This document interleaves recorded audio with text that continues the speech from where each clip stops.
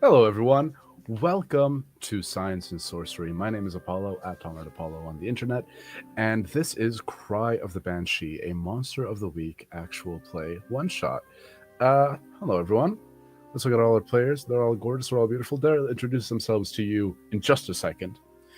A little bit about myself first, because I'm egotistical like that. My name... I already told you my name. A little bit of shoulder. Get used to it, take it in. And now our beautiful players. Our beautiful players are going to tell you who they are in life, because in game we will meet them soon enough. Let's go around clockwise, starting with Alex. Hi, I'm Alex. You may well be familiar with me from this channel, as I'm normally here. And I am, among other things, an artist. All good? Yeah, sorry, I sort of felt like that was going somewhere else and then didn't. Yep. Love it. Yeah, ended it with like an ellipsis, and I was like, is there more? Yeah. Okay, no. Dramatic pause. So mysterious. I know. Michelle. The artist known as Alex. Yeah. Love it. Hello, everyone. I'm Michelle Kelly. I'm an actor, voice actor, singer, and here I am, a monster hunter too. Who could have seen this coming? My pronouns are she, her, and I'm very excited to play. Heck yeah, next up. Hello everyone, my name is Fiona. I use she, her pronouns as well. And yeah, I normally run What Am I Rolling, which is a twice monthly RPG one-shot podcast, and also run the DM's Book Club, which is like a weekly book podcast where we talk about D&D lore. But today, also a monster hunter. What? How exciting. And lastly but not leastly, that's not a word. Hi, I'm the leastly one, Chirag Asnani. I'm a TTRPG writer, streamer, and co-founder of Desis Dragons. For those who can't see, I'm a British Indian man. Got a blue polo shirt on, and I'm looking good. I could look, but I'm not as good as everyone else on this stream. Let's go, monster hunter away. Stop it now. You're a beautiful man. No, none of this. There we go. Now, hypothetically, has anybody here not played Monster of the Week before today's stream? Oh, Chirag, you're in for a treat. Monster of the Week is one of the beautiful... God, I hope I'm saying this. Is it Powered by the Apocalypse? Yep, Powered by the Apocalypse system. It. That's it. I know what I'm running. Yeah.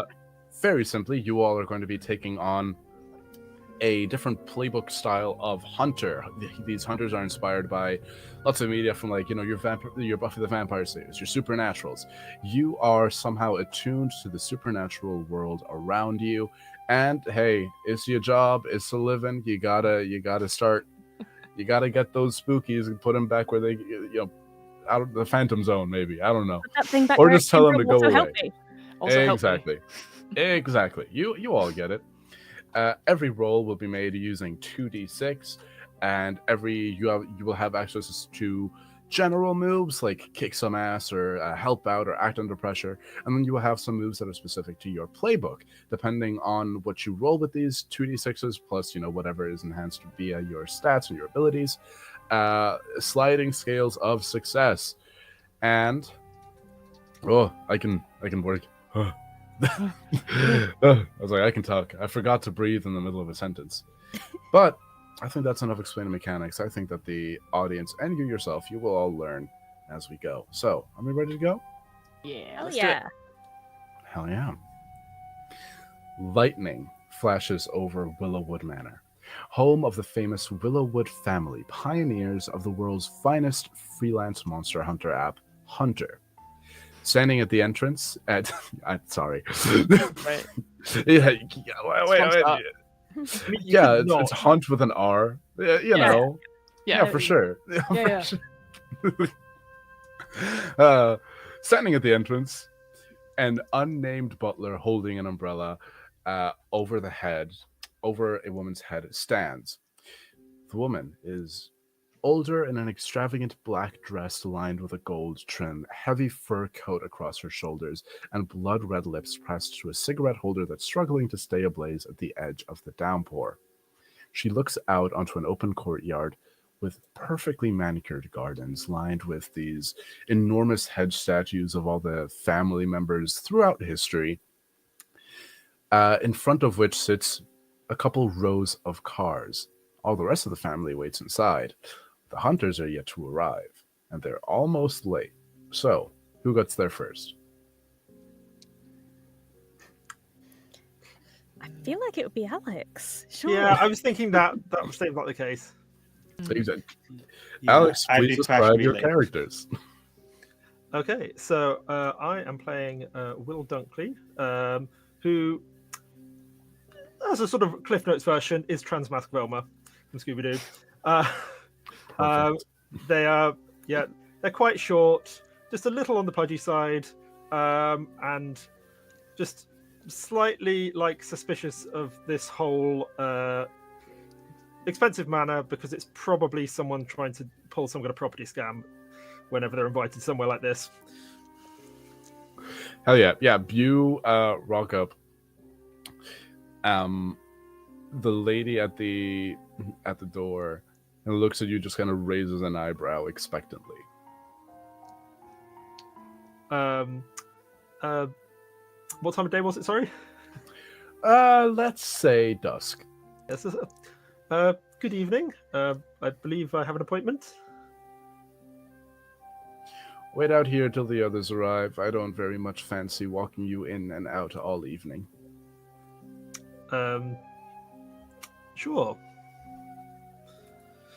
And just sort of try and sort of stand under an eave of something, so don't get entirely drenched. Yeah, it is raining quite aggressively. Yeah. Did you drive yourself? Were you dropped? Were you dropped off? Are you just caught in the rain now until I think- this lady lets you in? I think Will has a small, sensible car. Lovely. Yeah. It's like a Skoda or something. Oh wow. Who's next to arrive? I'll go next. So a massive car comes up, and then someone rushes out of the back. But before they can get to the door opens, and out steps a girl who roughly looks about 19, with huge, big, sort of really bright blonde pigtails. All of the stuff she's wearing is pink coded in some way. She's got a pink lipstick, pink eyeshadow, pink nail polish, etc. But she looks very cozy, lots of cardigans and all that sort of thing. She went, no, it's okay. Tell Daddy I love him. Okay. And then you're, oh, Willie, hello. And then sort of dash up Hi. towards where Will is. Oh, silly, you left without me. Don't worry, I brought the stuff as well. Oh, hello. We're here for the appointment. And I just stand really close to Will. You see that the lady just hurt the hand that which she's holding, the cigarette holder is just shaking a little bit.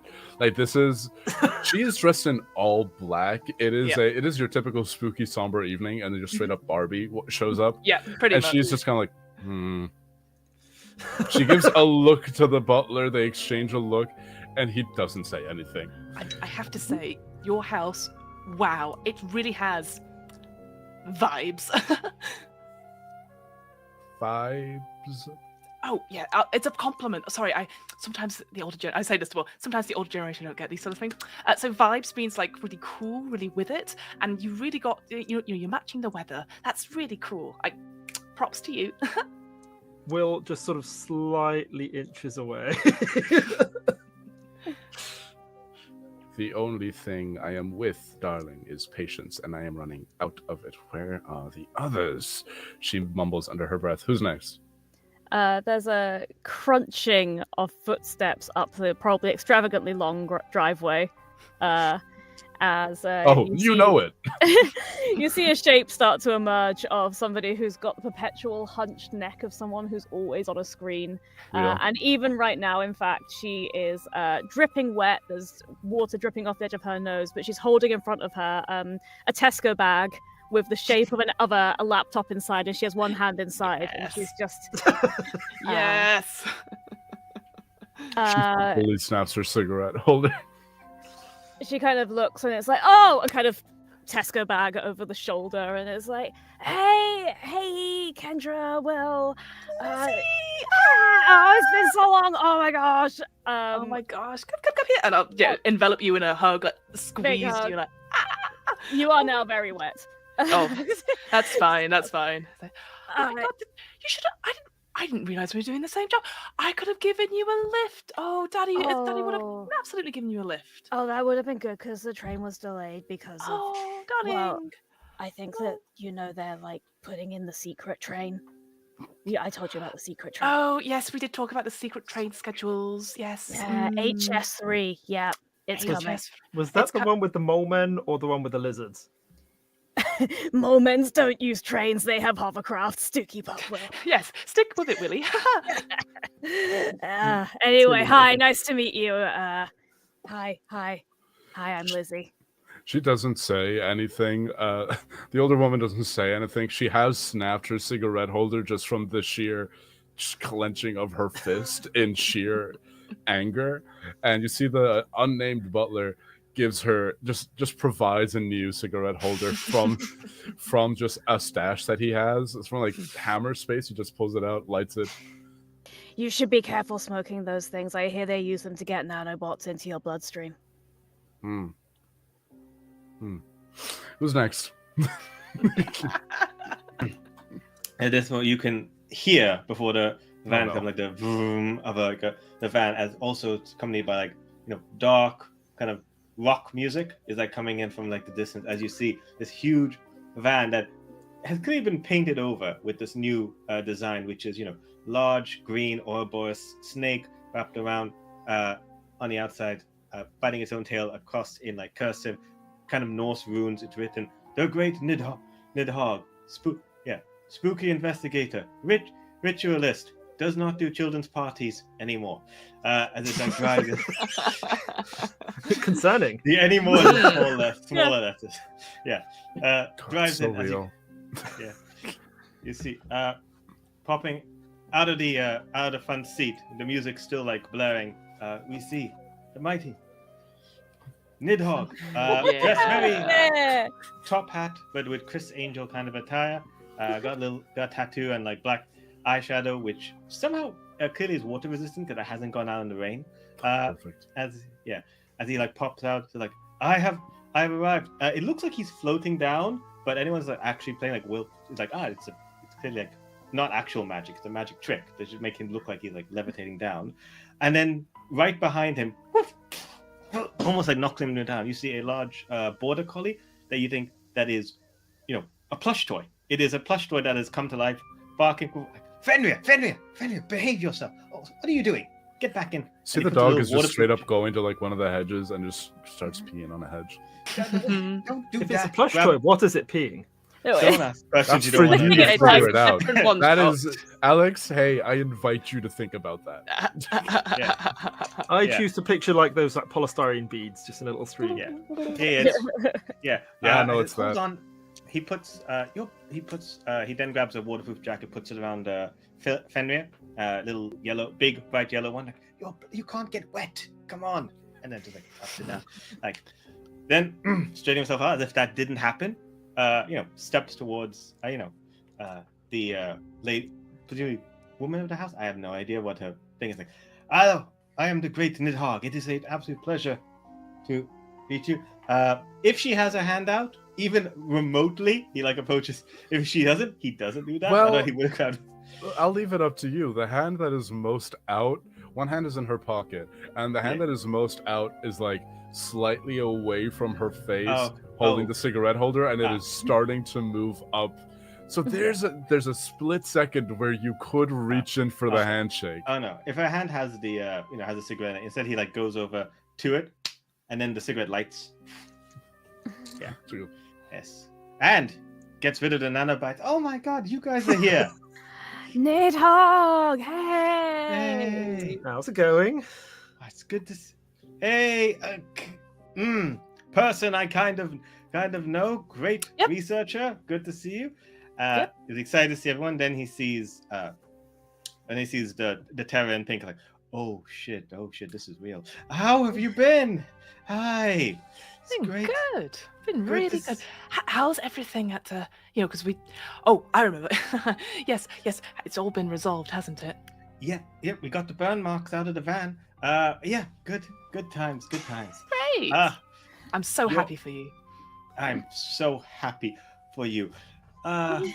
You hired all of us for this opportunity, this role, this service. She says, you were the only ones who applied for the job. We should have vetted people more. Make a note of that for next time, will you?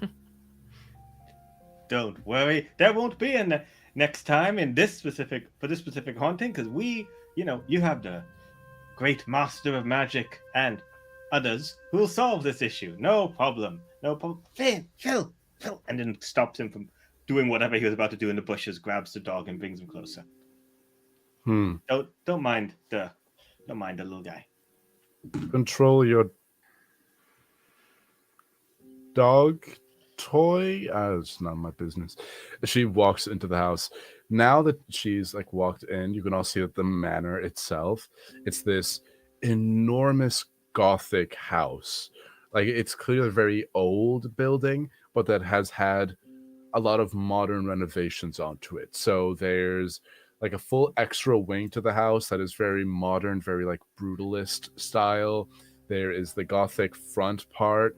There's a Victorian kind of tower to it as well to the side. So it looks like this house has gone through a good few phases of architecture, or just like the house was built originally. Maybe it was just the tower part of it first, or the Gothic part of it first, and then just throughout time the various owners have been adding on wings and extra things to the house. As everybody's walking in, Kendra, you get the feeling, the intuition, when you're about to start going into a situation, you get this little... What does it feel like for Kendra, actually, as she's about to get a premonition of what's to come? So I think Kendra is very much how I imagine it is, wears her heart on her sleeve, that sort of thing. Everything about her, she's super positive no matter what, etc. And as soon as she crosses over the door, suddenly the feeling of just like proper chills, as if someone has walked over her grave. So she would stop and go, I'm getting it now, ooh, and then just get the vision like that, essentially. Hell yeah. So for those at home, what we are rolling is Fiona is playing the Chosen playbook. One of the moves that you get is Destiny's Plaything. At the beginning of each mystery, roll plus weird to see what is revealed about your immediate future. On a 10 plus, the keeper, that's me, will reveal, that's a roll call, will reveal a useful detail about the coming mystery. On a 7 through 9, you get a vague hint about it. On a miss, something bad is going to happen to you. So roll me that 2d6 and let's see where we go. All right. That's a good sign. It's a 5 plus 2 is 7, so mixed. Yeah, sorry. I wait. I do plus something to this because I do have weird. Thank you. Sorry. You were Sorry, 5. well, I was like, All right, so 7. Yes, 7 total. Awesome. 7. You're gonna get a vague hint about it. On your phone, you get a notification from an unknown number. Ooh. Just says, it's not who you think.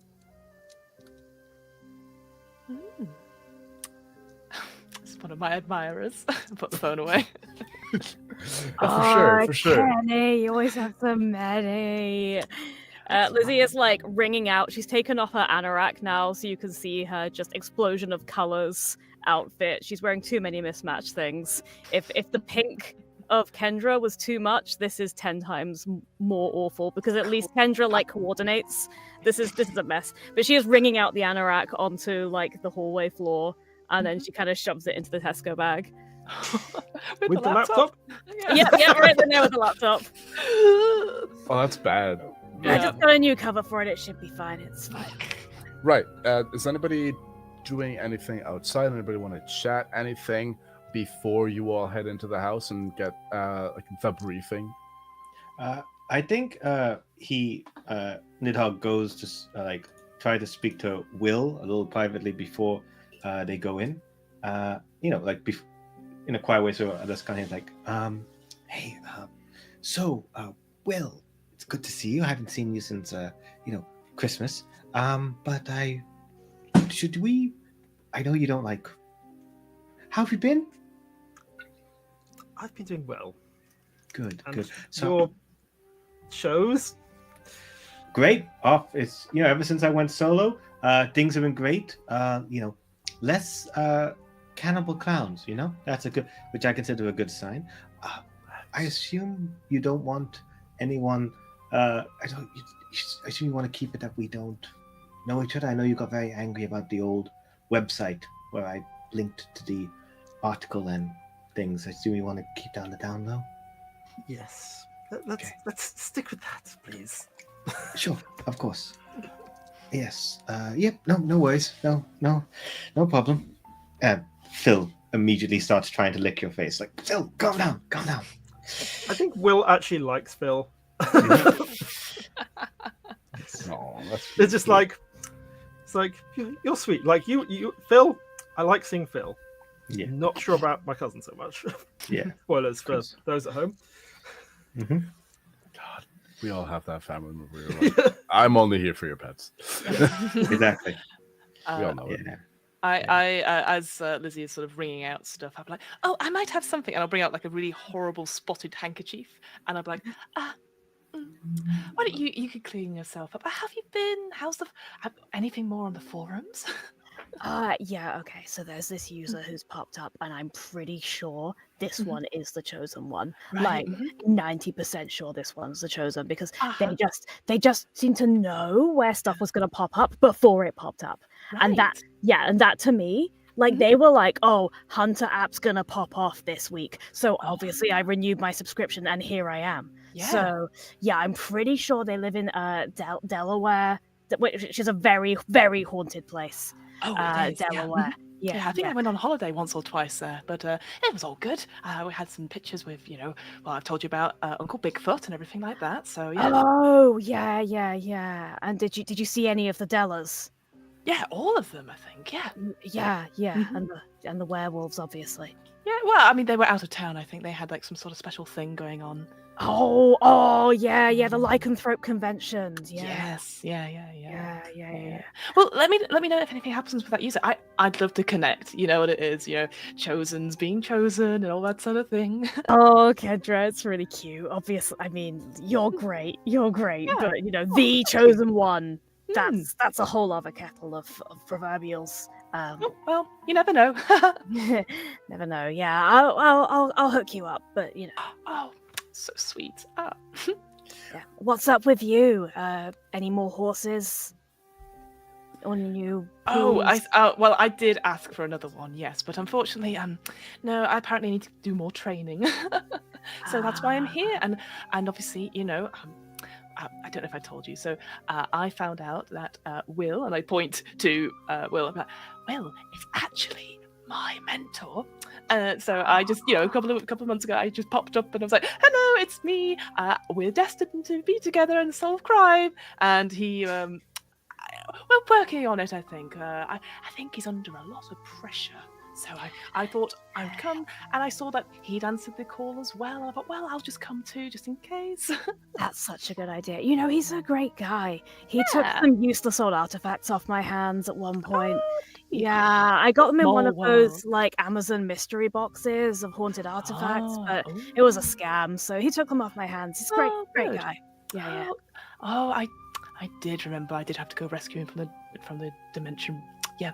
Anyway, let's find out what's going on here. Oh yeah, how's the dimension? And carry on through small talk. As you're just yapping away, Lizzie, you are putting stuff away. You put your laptop away. You're doing all that. You just kind of check your phone as you're moving things around, and the app was just already open there. You're looking at the job posting that was listed. And it was Willowwood Manor, hunters needed for supervision, vague prophecy of death. And then there's the like race, like the amount, the commission of the job. And how often do you think Lizzie is like on Hunter and like gets work from Hunter? I think Lizzie is on there a lot, but she considers it to be like a place to find leads and information. So she won't really go for jobs unless she thinks it's going to help her with her deep research into definitely real phenomena. So I think that this is probably the first time she's taken a job in a while. Hell yeah. Can you give me investigate a mystery, please? So you're going to roll plus sharp. Okay. So I add them together and add my sharp. Yeah. Yes. Okay, that is a 5 plus 2. That's a 7. Ooh. 7. So rules as written, there's a list of questions that you can ask, and then it's only on a 12 plus that you can get more. Because this won't really apply to like the phenomenon. This is just of the world. This is for you to see how much you would know of the world at large and how the app structure works. Okay. Usually I will like give you something and then let you ask follow-up questions. No follow-up questions right now. Okay. None. No follow-up. Roll higher. Roll higher and then you get follow-up questions. Okay. You're looking at the job posting and you're like, oh, you're probably just like applied to a bunch of stuff. As you know, you get on, it's like getting like a job app, like a job hunting app. You just kind of apply to everything, and then when emails come in, you're like, oh, what did I apply for actually? Yeah, okay, sure. Yeah. You look at it and you're reading through it again and you're like, yeah, vague omen of death. I mean, like, who doesn't? But then the commission for it is ridiculously low. It is like probably a third or a fourth of what even the most basic job would be. And you can see that there are only 4 applicants to that job. Oh, this probably isn't even going to cover the train fare. I've got to read these more closely. Hey, did you know that this paid so bad when you took it? I only just realized. Oh, no. I mean, I don't take it. I just get a vibe, and about I must have to take these missions. So, but if you're out of pocket, maybe I can take you. I can get Daddy to come and drop you off and stuff, and you could spend the night with us. Sleepover! Yes! Oh, I just torrented so many good, bad-looking horror movies. Amazing. I can't wait to tell you which ones are true and which ones aren't. The things these directors think are real. Oh. It's great. As you all join in with the others, so at this point you all start to walk in. You see that the older woman now, the unnamed butler who will remain unnamed. Speaking of which, can I quickly just have a quick glance around the edge of the butler's faces to see if he's wearing a rubber mask? Because that cuts out like our work by like 80% of cases. That's usually. Let me roll real quick. See if the butler did it. No mask. No. Butler's pretty chill. Butler is just like this, also older, just like white gentleman, just like very thin man. He's just kind of like, he is at a point in his career where he should have retired, and he just does not care anymore. Yeah, that's like, well, I'm actually gonna have to work on this one. Is what's going through my mind. Yeah. That butler he's too old for this shit. He doesn't care anymore. He's on autopilot, quite honestly. He's so mean. Yeah, you all enter, and just the lobby of this place, there's rich, there's ultra rich, and then there's whatever this is. There are multiple fountains just lining the entrance hall. There are just like there's a large colonnade, like white marble, silks, just elaborate, like extravagant carpets and everything. There's a little bowl of like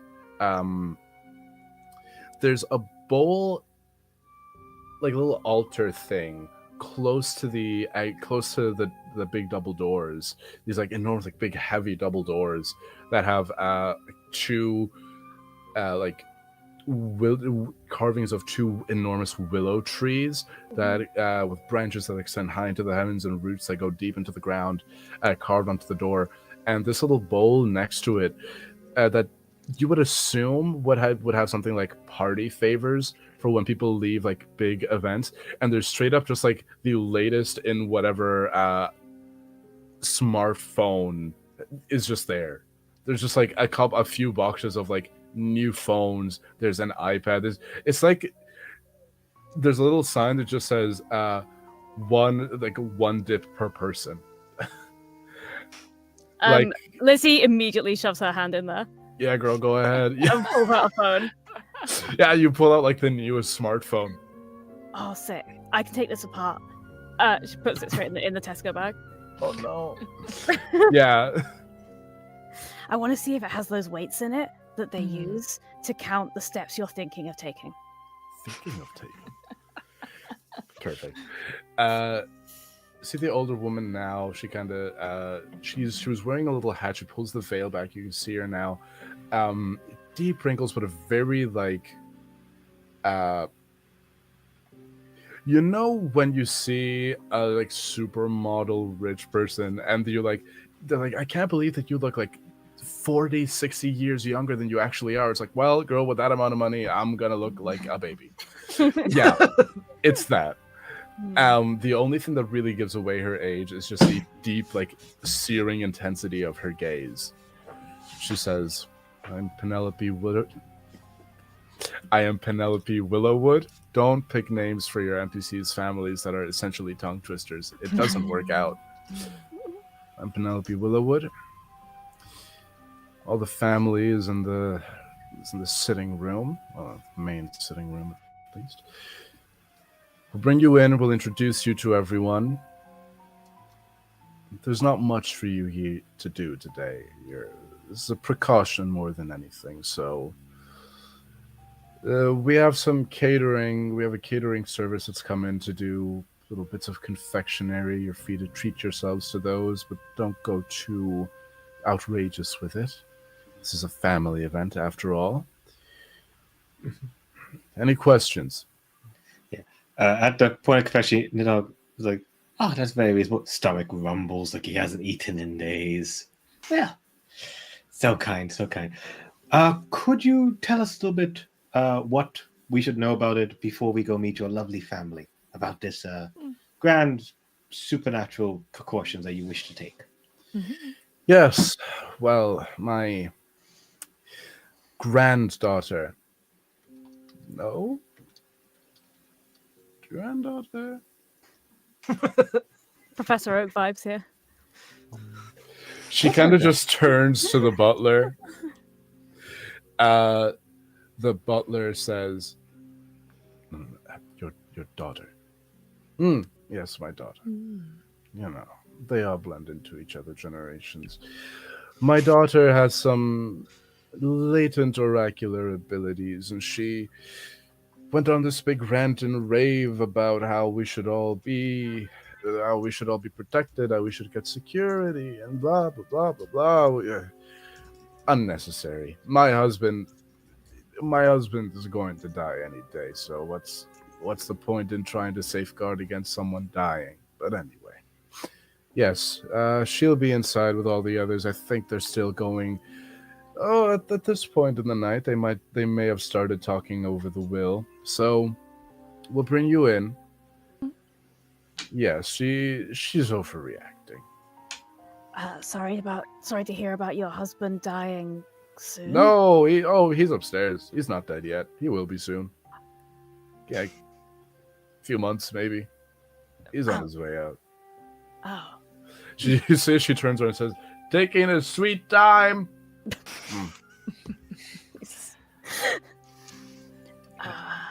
Cool, right. Any other questions? Does Phil the dog get a go in the Lucky Dip Bowl, or is it just people? Important question. Does he have thumbs? Yeah. And he holds up his paws that, like they work, and he does tap on it. No thumb. Can't pick up an item. No. Ah, that's such a shame. Yeah. Oh, well, we'll get ready. He's like stuffing when no one's looking. He's stuffing a couple into the waterproof jacket the dog is wearing, so they're into the pockets. So sad. Yeah. Yes, we'll get you food as well. Don't worry. Lizzie's gonna Like a like full MacBook. Yeah. Lizzie leans over to Will and is like, "They're pretty stingy for people with this much money, huh?"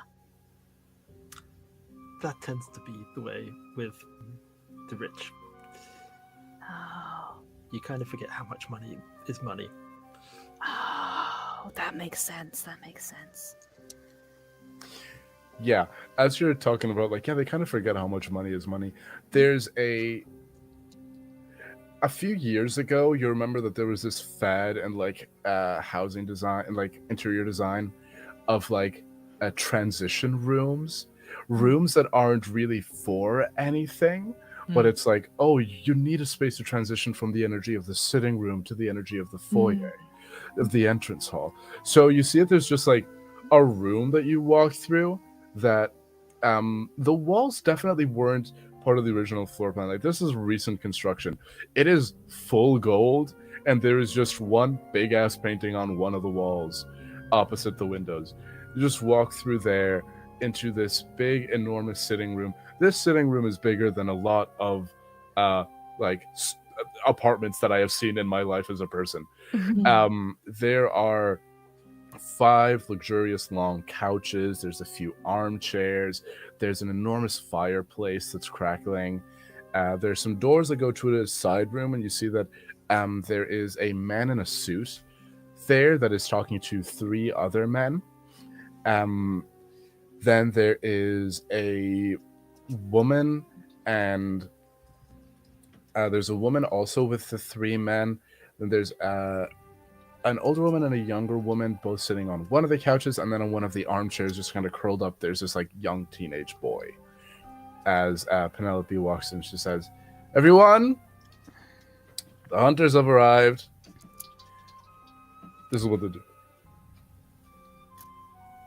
Back to their conversations. Yeah, I think he comes in. Let's go. Do the people? Are they like? Do they look? Worried? They look like they were in the middle of an argument. Do they look jovial, like they've just like they're in the joys of a party, or does everyone seem frazzled? Like, what's the mood in the room right now?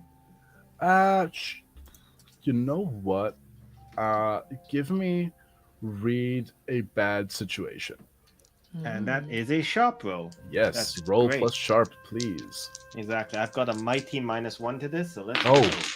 I hate that Yeah. for you. Yes. So, I have a 6. So I misread this. I have something bad happened. I don't know. Yeah, you misread it. Do you think that they're waiting for the entertainment to get started? Exactly what I hope you were saying. Oh. He immediately comes in and says, like, claps his hands. Any candles or fireplace just like flickers a little bit as he does. They're like, Yeah.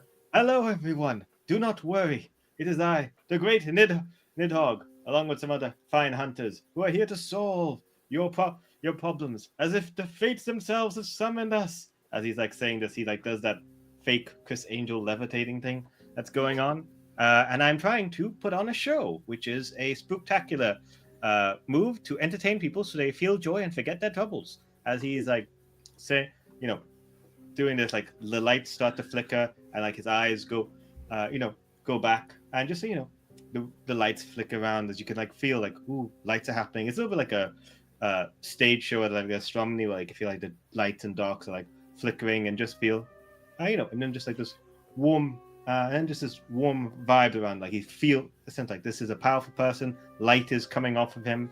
I'm going to roll with charm. I'm not doing, actually, you know what, I can do either. I'm going to roll with weird because I am doing a bit of magic with this Hell yeah. to pull it off. So this is a +2 because I'm good at this. So let's see what I do. That is a 9. Oh. Yeah. So can either the audience is transported and happy, and trouble and torn race for do I want that to make a ruckus, or do I want the effect to just last a little while?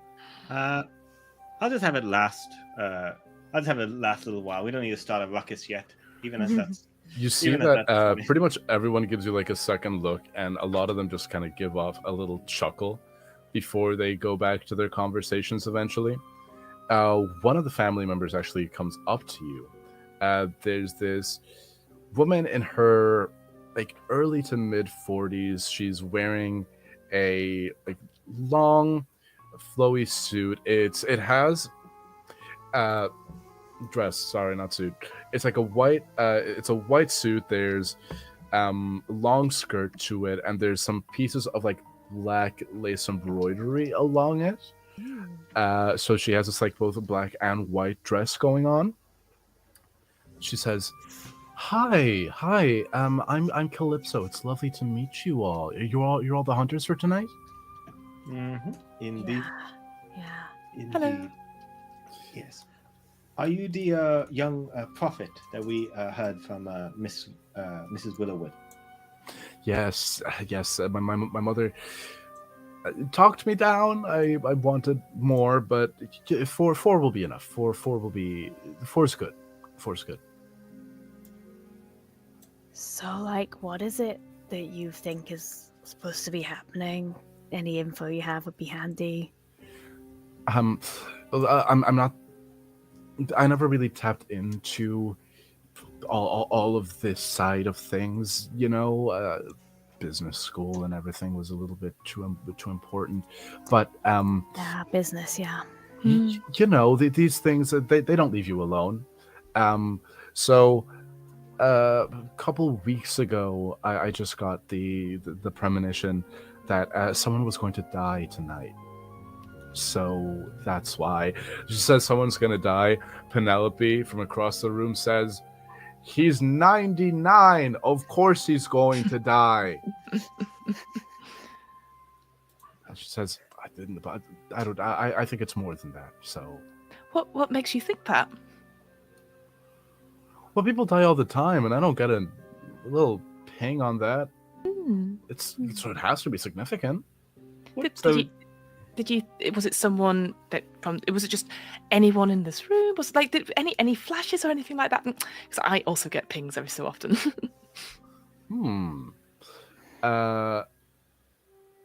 Do you, in talking to her, want to try do a move, or do you want it to just be, or is this just like banter conversation? I think it's banter. I think Kendra is just sort of like trying to chip in with the conversation because she got very distracted by the picture of the huge ass that was in the corridor.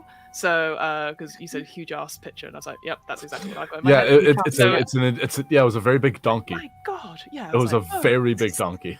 These rich people. So I'm just trying to get back up to speed. She says, "Well, I don't. It would have to be someone significant. It would have to be someone significant." You see that as she's talking, she's kind of just like fidgeting with like the rings on her fingers, as she's talking. She says, "Yeah, so my brothers and I, my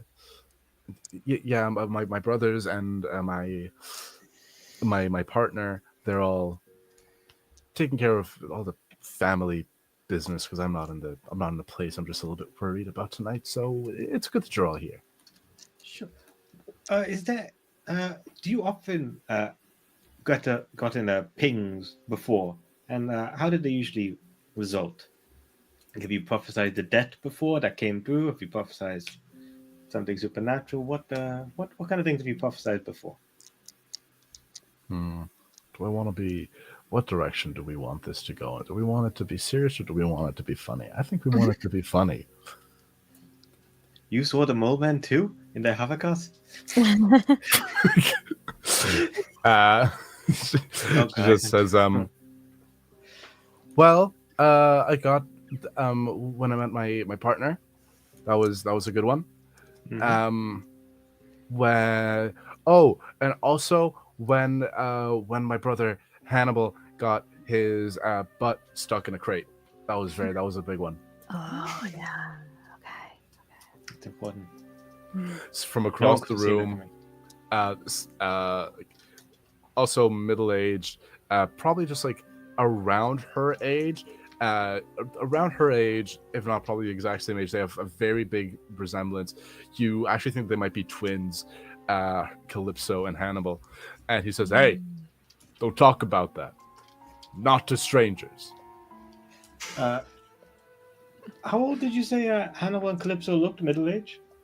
Yeah, around mid-40s, let's say like a solid 44, 45. Sure. And Hannibal's one of the men in suits. I was wondering up in there. Yes. There's a group of 3 men and 1 woman around one other man towards the back of the room. Oh, I see. Do you how long have you do you often stay in this house, or were you here for the specific event? Oh, no. Well, she starts talking. One of the other men in suits, and you actually see that he isn't wearing a suit, but he's just wearing clothes that look like a suit in a very tongue-in-cheek way. Like, it's one of these like long sleeve shirts that just has the design of a suit like on the front, but he's just so built muscular wise that it looked like he was wearing a full like suit jacket. Exactly. He walks over and says, "Oh God, no! They couldn't pay us to all live here. We'd kill each other. We were all under one roof. No. Hi, pleasure to meet you all. My name is Brutus Willowwood." Hi. Hi. is the Do any of... Oh, go ahead. Oh, is the implication this is another sibling, or? Do you think you would have... Okay, you as an expert, do you think you would have done any research into the family, or... I think I would. Yeah. Okay. Brutus Willowwood is the youngest son of Ulysses Willowwood. Ulysses Willowwood is the founder of Willowwood Industries, a very big company. They do a bit of everything, honestly. It's one of these like... It's a multi-billion company that just does so much that nobody can really narrow down what they do. Like, they do housing, they do healthcare, they do weapons, they do a lot. Spaceships, yeah. That's Honestly, they did recently announce a space program, and a lot of people Yeah. were confused, but a lot of people were like, "Yeah, makes sense." Yeah. I'm just picturing Yeah. this guy So as Chris Evans in Knives Out, basically. you know, literally yes, literally yes. That's a good image to have in your head. Yeah. Brutus is the youngest son of Ulysses. The brother that was the twin of Calypso, that's Hannibal. You already know that. So that means that the other brother, the eldest looking brother, is Alexander. He is said to be the heir of Willowwood Industries.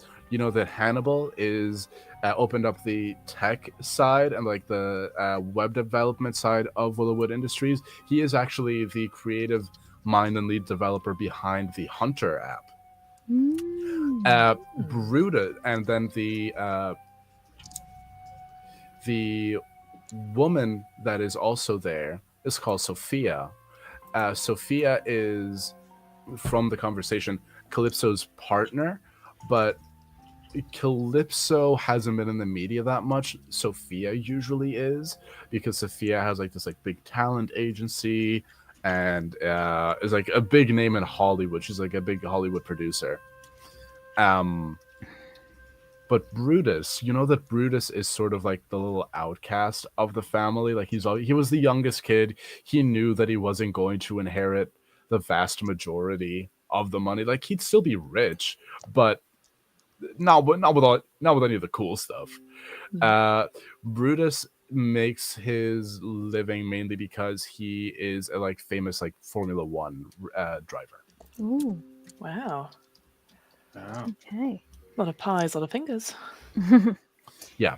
And then the other people that are scattered around, you can sort of assume that the other like late 30s, early 40s woman is probably Hannibal's wife, Lydia, and then their son, Marcus, is like the teenage kid who is just stuck to his phone and has not looked at you. Wait, did you say Lydia was Alexander or Hannibal's wife? God, I wish I knew what I just said. If I Lydia read it was Hannibal's correctly, wife? if I read it correctly, Hannibal's wife. And they have a teenage boy looking at his phone. Yeah, Marcus the Second Willowwood. Marcus is the boy. The second. Yeah. And I assume Ulysses Willowwood is the old man who's upstairs that is close to death but not there yet. Yeah. He, for the, this is information that's in the public eye. If any of you had kept up with, had looked into the family, you would know this.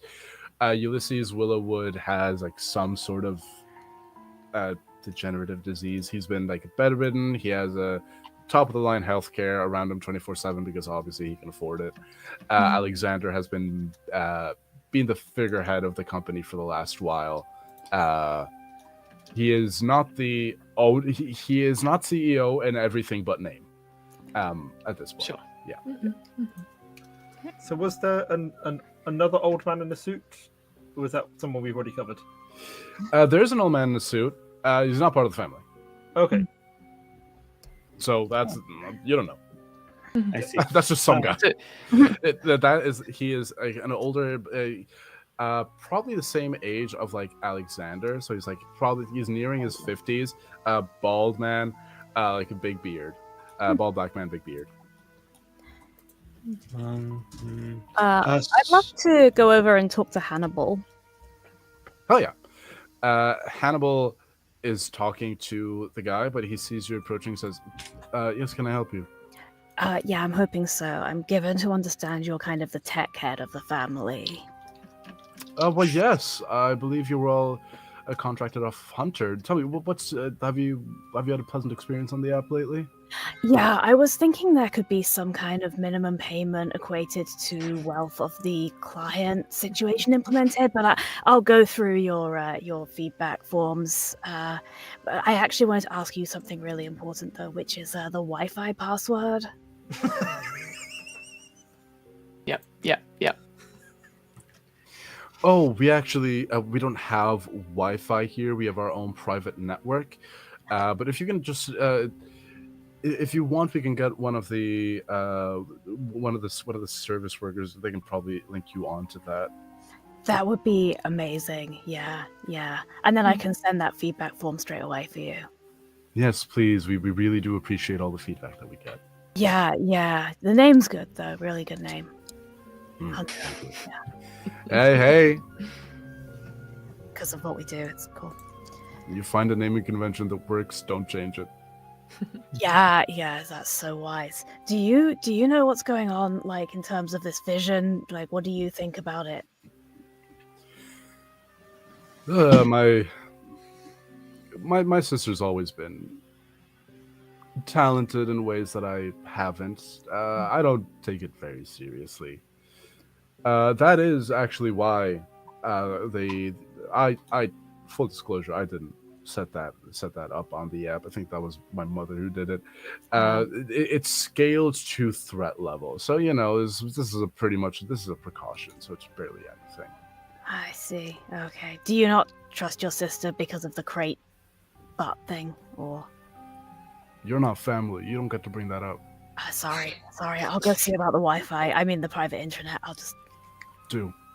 I sort of like follow over to this guy as Lizzie's leaving, and just be so. What got you into the monster hunting app game? It's generally a fairly niche profession. Well, he starts to go into like the obviously very rehearsed origin story of Hunter. Well, you did in the olden days. You would go to a town hall, you would go to a pub, you would go to a tavern, and there would be a notice board of jobs. Oh, a harpy stole my cow. Please get it back. Vampire is draining my farm. Oh no! Why? in today's day and age, why go to a hub of populace where you have to see the competition, you can get intimidated, and it's less accessible because what if you can't reach the notice board? So what we created was a digital notice board where anybody and everybody could put up their needs and connect to the most talented hunters available in their area. I must admit, it's like that makes perfect sense to me. I was kind of interested in sort of your story specifically. It's like, what was it that sparked this idea in you? Oh, well, he kind of looks at his brother, and his brother says, he just kind of gives him a little shrug, says, well, this motherfucker had the audacity to be born first. So I had to start something and get Dad to pay for it, and so then I could keep it. Because I know he's not going to give me anything. And you see Alexander goes, yep. As I'm not, is there like an equivalent of like an insight check in this system? Press X to doubt. Yeah, absolutely. We can use like a read a bad situation. I think that the vibes are bad between people here. Yeah. So you can give me a read a bad situation. So read a bad situation is sharp. Yes. Which I have. I fail badly. I got 5. This man is. If this man lost 90% of his wealth, he would still be infinitely richer than you will ever be. And there is a sheen of just, he is unreadable to you. There's arrogance and there's confidence, but you get the sense that if he wanted to, he could seem incredibly humble as well, and incredibly grateful and really hardworking and dedicated. Like, he's the type of CEO to go on interviews and just be like, I get up at 3 a.m. every day, work out, go run the company, work for 27 hours straight, 3 minutes sleep. Like, this man, this isn't a person anymore. Ugh. Yeah, just like, we're shitting on. I'm just kind of regretting No. asking that question. I'm just like, oh god, this is there's a whole spiel. Yeah, he looks at you, and you try to read him. He looks back at you, and immediately you get the like, I could buy you out. And he's like, oh, you need to be here. Thank you for your time. I will get to supervising, I guess. Mm-hmm. Anyway, and he turns to the man. He turns back to talk to the man, who you can see now has like this briefcase with some papers spilling out. But yes, Is this the mystery man? Yes, the mystery man. I love Sam saying something in our chat and then immediately commenting it on Twitch. Ready, just copy and paste. Sam is everywhere. Hell yeah, Sam. Yeah. I think like Brutus just came over to us, so I think gonna go. Nidhogg's gonna just say like, "Hi, Brutus, correct? You're that F1.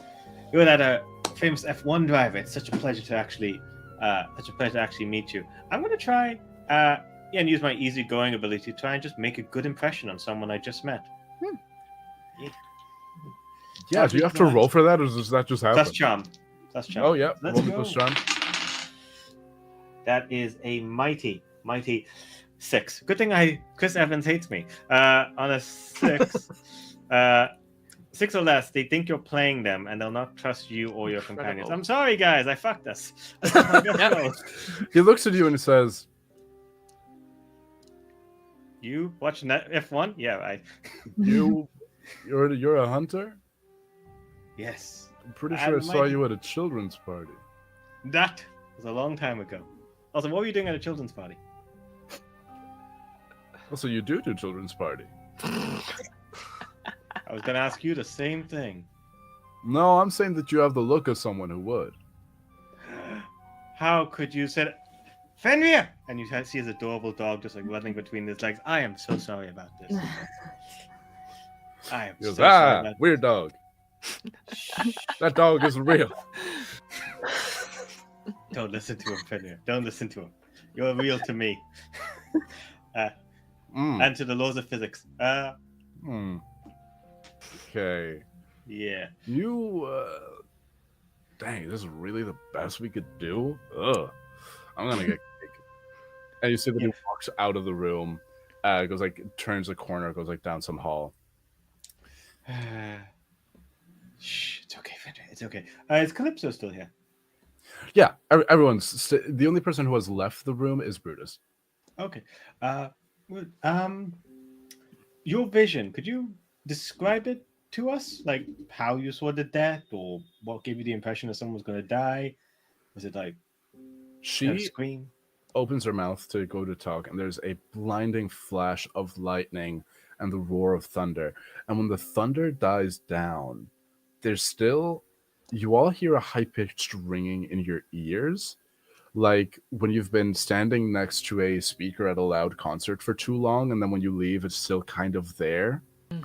But you realize that it's not a high-pitched ringing. It's someone wailing. You all look outside the window, and there is a young woman dressed in all black, veiled face, who is just screaming outside.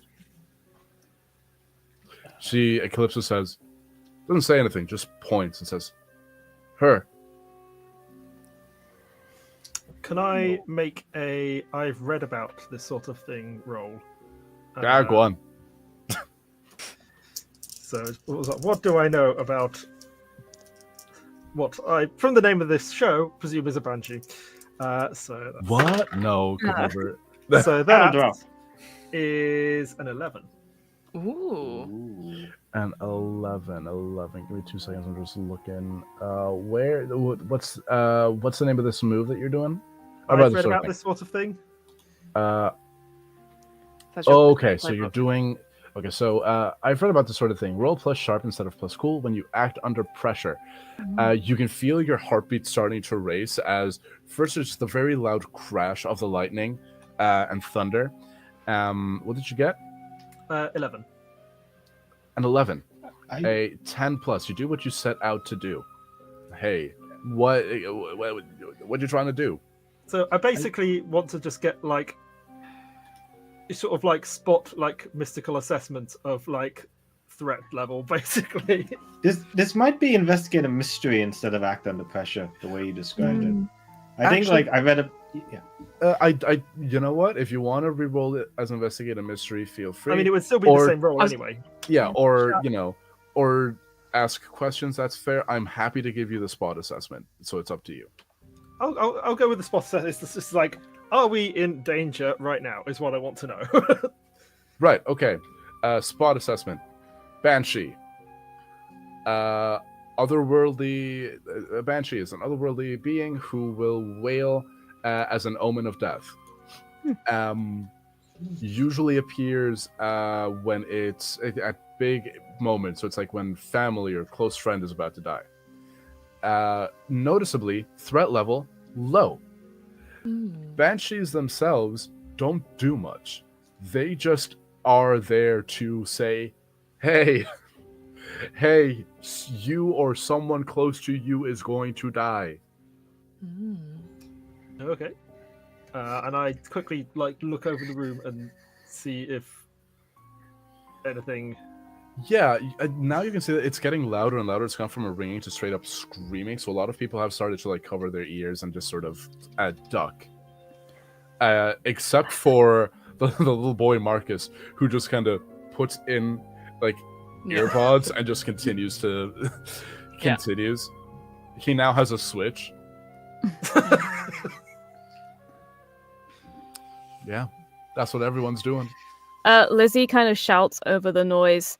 Actually, the waiting on the app, Hannibal, should include banshees so we know to bring ear protection.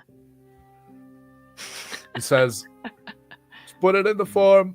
I'm putting it in the form. She's sat, I think, on the other end of the same sofa as Marcus, and now has her laptop back out. Mm-hmm. Putting it in the form. Okay. You look at Marcus again now. He has like what's like a step? He has straight up. He has a like PS5. It's constantly different generations of like electronics. Yeah.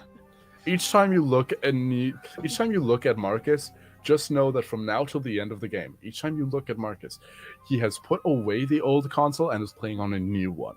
Amazing. It's like, where did you even get a Nokia Engage? Yeah. A GameCube just kind of shows up. Like, Yeah. that have Snake?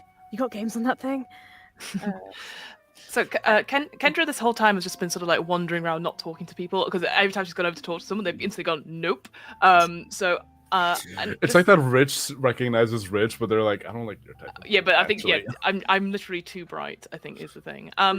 So just to clarify, do we know where the screaming is presumably coming from the Banshee outside? It's not coming like that. That's where we think it's coming from, or is it just all around? Very solidly. There is a very loud, spectral, like supernatural being outside the house, just kind of having a scream. Cool. In that case, I would like to go over to the window, and I want to be like, "Hello, hi." You open a window. The old lady goes, "Ah!" Yeah, and I want to, like, I would like to try and use some magic to see if I can communicate with this woman, like, but like try that sort of like semaphore, like, or even just being very British and be like, "What do you want?" like that, and try and communicate with her. Straight up like the Wiggles. Yeah. Sure. I'll tell you this. Yeah. This is a very big house. The distance from the windows to like the edge of the garden where she is quite big. Yes. So, you're gonna either have to give me a pretty high a roll on the higher levels to get it to affect across the long distance, or you can go to her and that'll be easier. I think what will happen, I'm like, you know what? I'll come to you, and I'll get out of the window and start to make a way across, and then do this, but still talking at that high level of like, "Hello." We'll sigh heavily and then follow. Right, who's staying inside? Who's going out to chat with the Banshee? I'm gonna put a pair of headphones, put it over Phil, just to like protect his little ears, and then I'm just gonna like stay, and then also come out to kind of check on the Banshee. Yeah, Lizzie's gonna stay typing with one hand, petting Phil with the other on the sofa. As you walk over, as you're about to leave the door, you see the old butler just kind of has he has a little cushion in his hands, and on it are just like sets of earplugs for everyone. You just said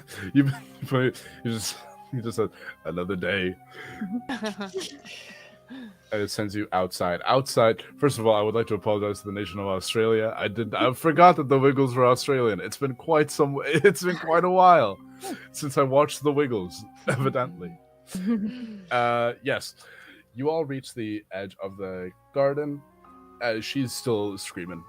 This is very much kind of like Black Canary style scream, where it's just sonic waves emerging from her mouth, just kind of hitting the front of the building. Yeah, I'm like, "Are you in pain? 1 less so, 5 very much so." Like, just trying to go up and sort of like, again, I don't want to go straight up to her, but just like trying to get her attention, if anything. Because I presume she's just looking at the house and not necessarily at us. So. Yeah, she's just kind of looking at the house. Anybody who wants to can give me any sort of move or roll or anything that you can do to try to get a vibe on her as you are trying to get her attention. All right. Well, I'd like to use magic. So if I roll plus weird, just because one of the effects, if I do it well, is that I can communicate with someone that I do not share a language with. So I just wanted to see if I could tune into the general sort of screeching thing. So mine would be to use magic, which is roll plus weird. Mm-hmm. Oh yeah. Do that. Okay.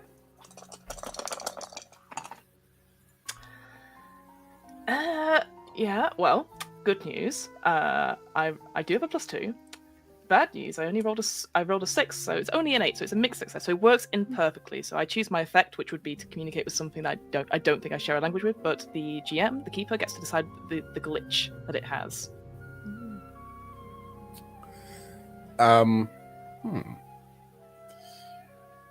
You hear what she's saying. Mm-hmm. She is speaking words. So you go from just hearing a very high-pitched screech to being able to make out the words there. So it's like if you had an audio track and it was so distorted Yeah. and you fixed it so you could hear what the words that were being said, but the words are in a language that you do not understand. Right. Okay. What she is saying is Lacrimosa diesila quare surget ex favila judicandus homo reus uic ergo pare que Deus pie Jesu Domine dona eis requiem. Amen. On repeat, on repeat, on repeat. Ooh, okay. Me no speak Latin. And I'll turn to Will. Goes. She's saying like some sort of prayer on repeat. I know because it says Amen at the end. But it's. Does it seem scary? Does it seem like intimidating, like an intense thing, or more of a sad thing? I guess. The emotion that she seems most is mournful. You can see that she is crying as she is wailing. Yeah, I don't think she's being like aggressive or anything like that. I think she's just maybe trying to warn people, but maybe praying to something to stop whatever's going to happen. Is there a role to understand Latin? Magic. If you don't speak I've it, tried. magic or a couple of years in college or Google Translate. Yeah. Yeah. Could I pull out my phone and just try and record what she's saying so we can Google Translate it later? You're like, yeah. No, I was gonna be like, if the phone doesn't pick it up, I'll basically be like, you say what she's saying basically into Google into Translate Cross, and sure. Ixnay, and I'll just repeat it in Pig Latin. you repeat it. Yeah. So the words are Lacrimosa. It's a very popular choir song. It's a prayer of rest. Translates out to, oh god, I don't know. This I do have to look up because I did remember the lyrics. Okay. Full of tears will be the day from when the ashes shall arise, the guilty man to be judged. Therefore spare him, O God, merciful lords, grant them eternal rest. Amen. Guilty man to be judged. So, with that in mind, assuming that this isn't a general purpose thing that a banshee does for anyone, that does imply that it's a man who is going to die. Yeah. Unless it, as I say, it's just it. The lowers the number of suspects. The interpretation I got is that whoever's doing it is guilty of some sin, and this is something trying to absolve them of sin before they go on. Man, it could be because Latin is gendered, so that it could be between man, or it could be human in that situation, which means that doesn't help. Yeah. But it does mean probably someone who is guilty of a crime, potentially. Be the spooktacular.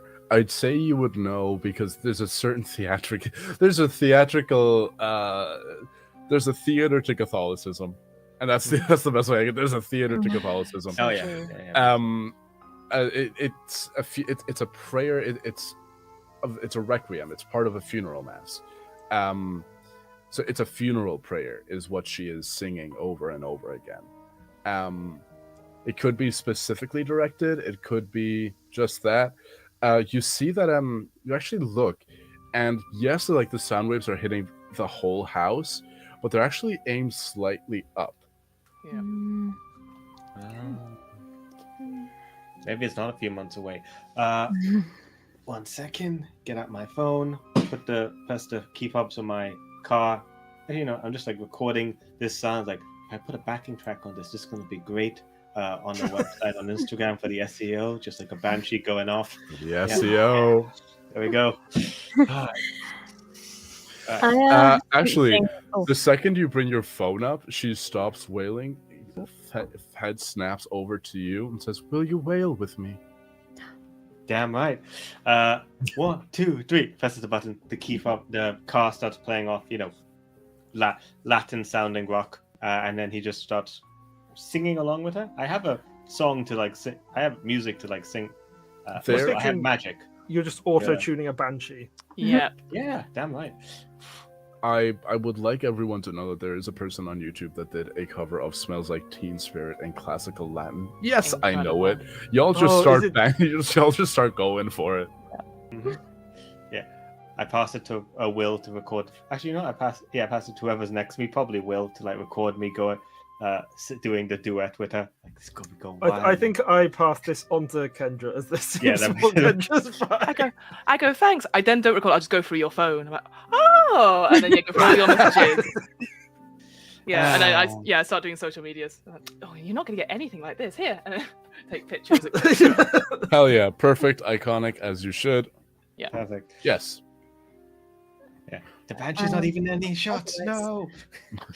Lizzie is by the window now, holding out the like dictaphone tape recorder that she usually uses for trying to get ghost recordings. It's plugged into her laptop, and she is on her forums trying to ask if anyone knows any lore or conspiracy theories around Willowwood Mansion. Anything to do with like Catholic banshees, dark omen, Catholic banshees. Ow. family No. curses. It's a subgenre, subreddit. And she's She uploaded was a raised file. Catholic. You know, she doesn't that always, implies sea she of doesn't blue banshees, observe. She which is usually only terrible. goes on the big feast days nowadays. Yeah, just for her grandmother, like. Yeah, yeah. She has the crucifix still that she got for her communion, but she doesn't wear it. So yeah, I've had a move that's asking internet friends for help. Oh, amazing. Yeah, for sure. So I roll plus charm, which I have 1 in, so it's You like not snap zero. a selfie with the banshee. And you're like, what's up with this? Yeah, basically. Oh, that's not good. I got a 6. On a miss, I burn some bridges. No. I think maybe I get into a flame war with that person I thought was the chosen. Yeah, for sure. Just being like, no, I know just because they're Latin doesn't mean they're Catholic, but they're singing a requiem. And yeah, this person just says, Lacrimosa is one of the most famous, like, pieces of it's one of the most famous choir pieces. Of course it's gonna sing that. I mean, if you're gonna post hoax, at least make it more interesting. Don't go for something so superficial.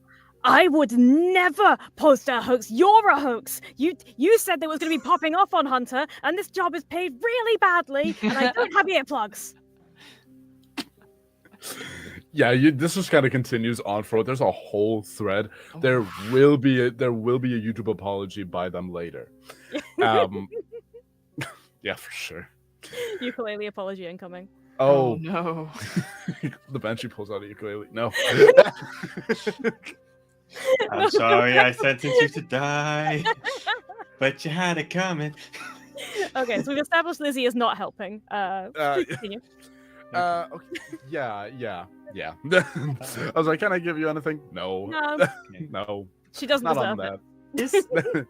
Is the Banshee like translucent or anything? She is corporeal. She does seem to be glowing a little bit. She has like a ghostly sheen, but she is corporeal. Okay. So what I just want to kind of do is just kind of walk around her and see if there's like an eye line. Like just stand next to her as if she's looking at somewhere in particular. Yeah. Let's say you try to get an eye line. There's one like central window at the top front, probably like an attic or like some big room. There's a light on there. Give me investigate a mystery.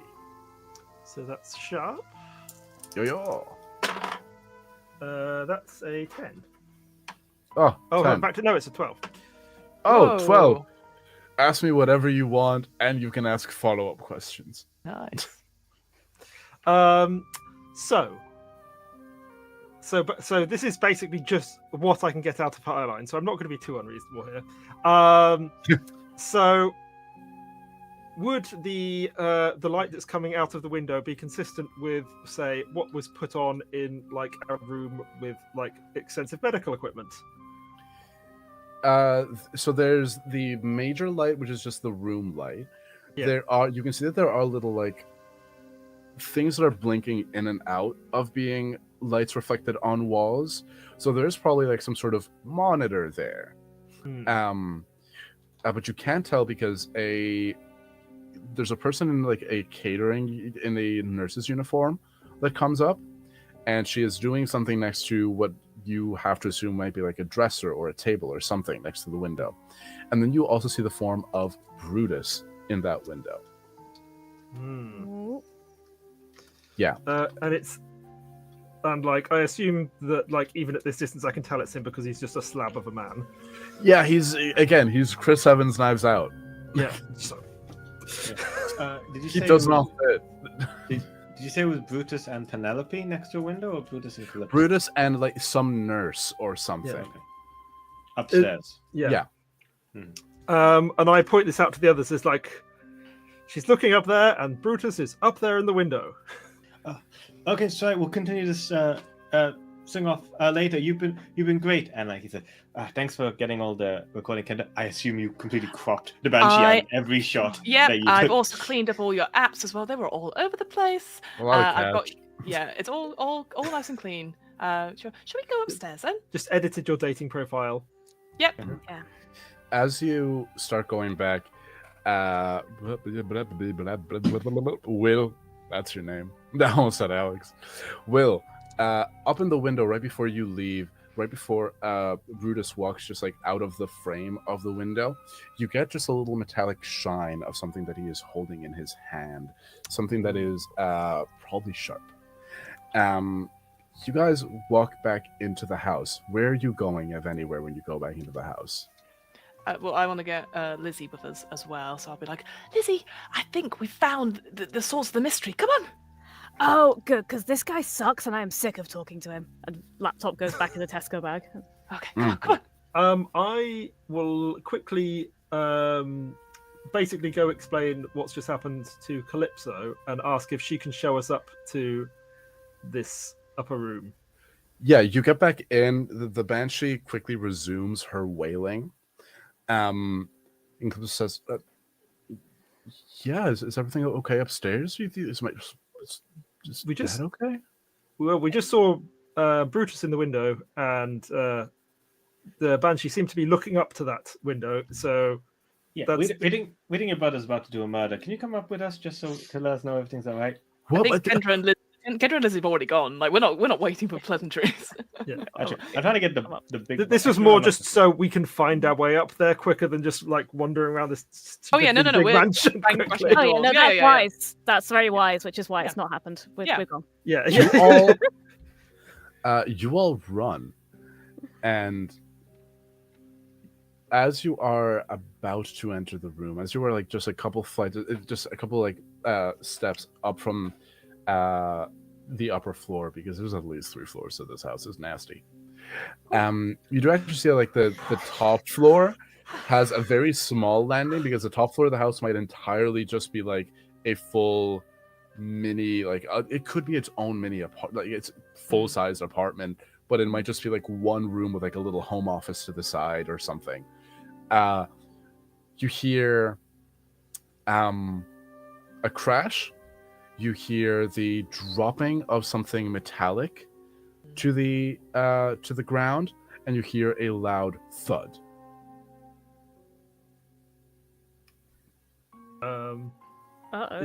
Is the door locked? No. Is Calypso with us? Yes. Yeah. So I guess I just like come into the room. Yep. With making sure Calypso is there to witness what's going on, because I don't want to be accused of a murder. As you enter the room, what the fuck was his name? Ulysses Willowwood lies asleep in his bed. The monitors connected to him still beeping. He is still alive. The nurse in the corner has her hands over her mouth, eyes wide in terror, blood splattered across her hands and face. There is a tray that had a small bowl of foods and just little things that has fallen to the ground and spilled and just gone all over the floor. As below the now open window, rattling in the dusk in the early nightfall wind, right below there is Brutus Willowwood lying on the ground without his head. And that is where we're going to leave it before the break. Oh. Et tet Brutus. Oh no.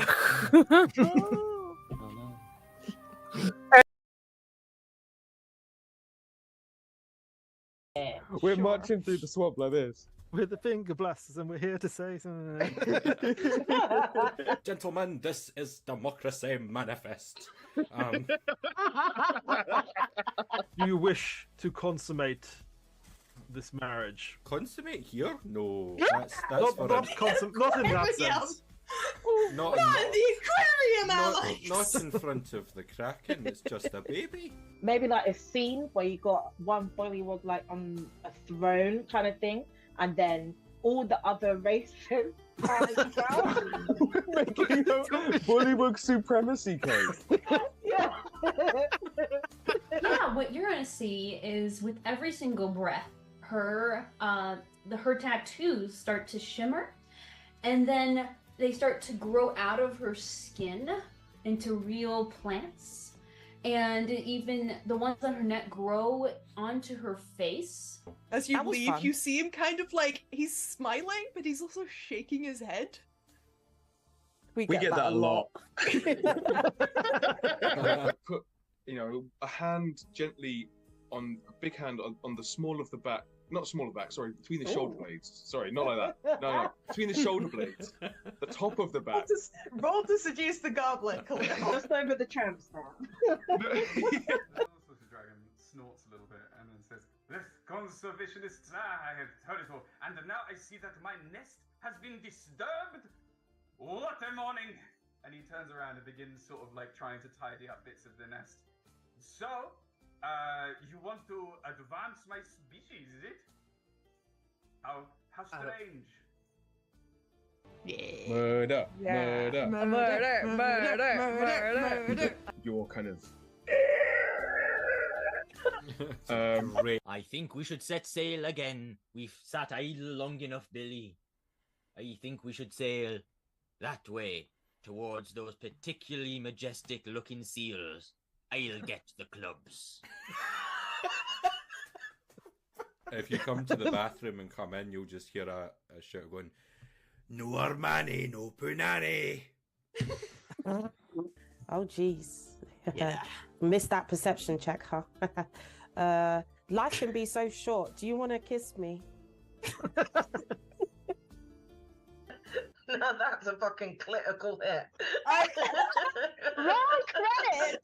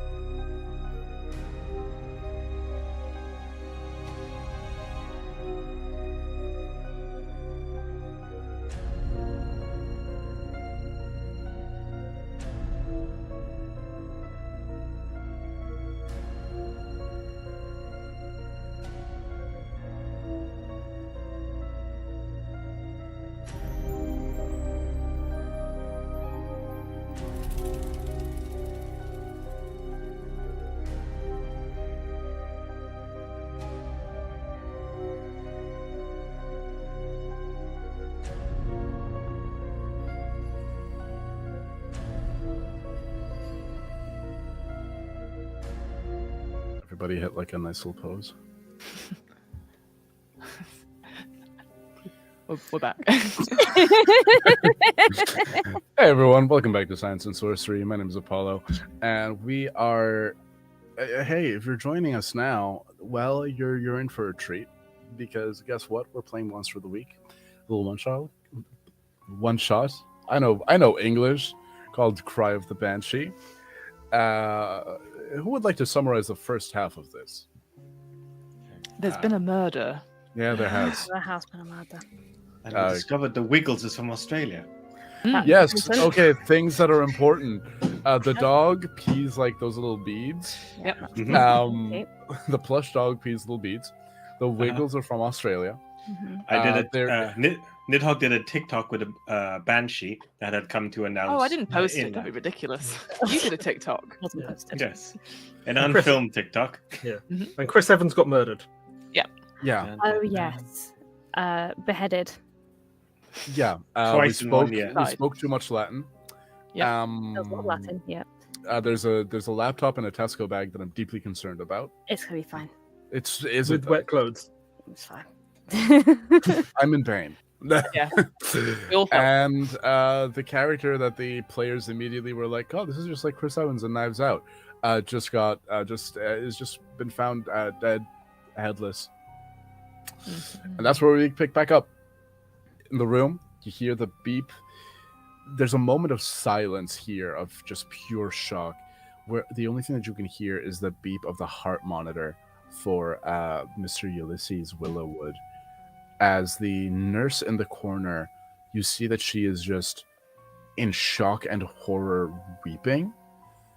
And the thing to break the silence is Calypso's scream as she sees her brother. Okay. What the fuck just happened? Okay, there's a few possibilities. Knife demon, haunted guillotine, jealous headless horseman. Sorry. This a female presenting nurse, or is this the one who's crying? Let me roll for it. Okay. I didn't want to assume. I rolled a 3 straight down the line. It's straight non-binary. They're cool. Yeah. They have. Yeah. Hi. Excuse me. Please. There's no need to. Okay, it's maybe a little bit of reason to cry, but Calypso, nurse whose name I don't know. Why don't we take a breather, not close to the corpse, and you tell us what happened, as calmly as you can. Would you like to hold my dog? He's made of felt and love. What? Yeah, he has a little Build-A-Bear little sticker that says, "Yeah, I'm a stinker." Oh, I love him. He's perfect. Yeah. This nurse just kind of holds onto the dog, starts like rocking back and forth. Says, "Hi, my name is B. Yeah, Brutus just came up. He was gonna bring just some food, some snacks. We were just gonna leave it by the bedside. What just happened?" What did you see anything before we came in the room?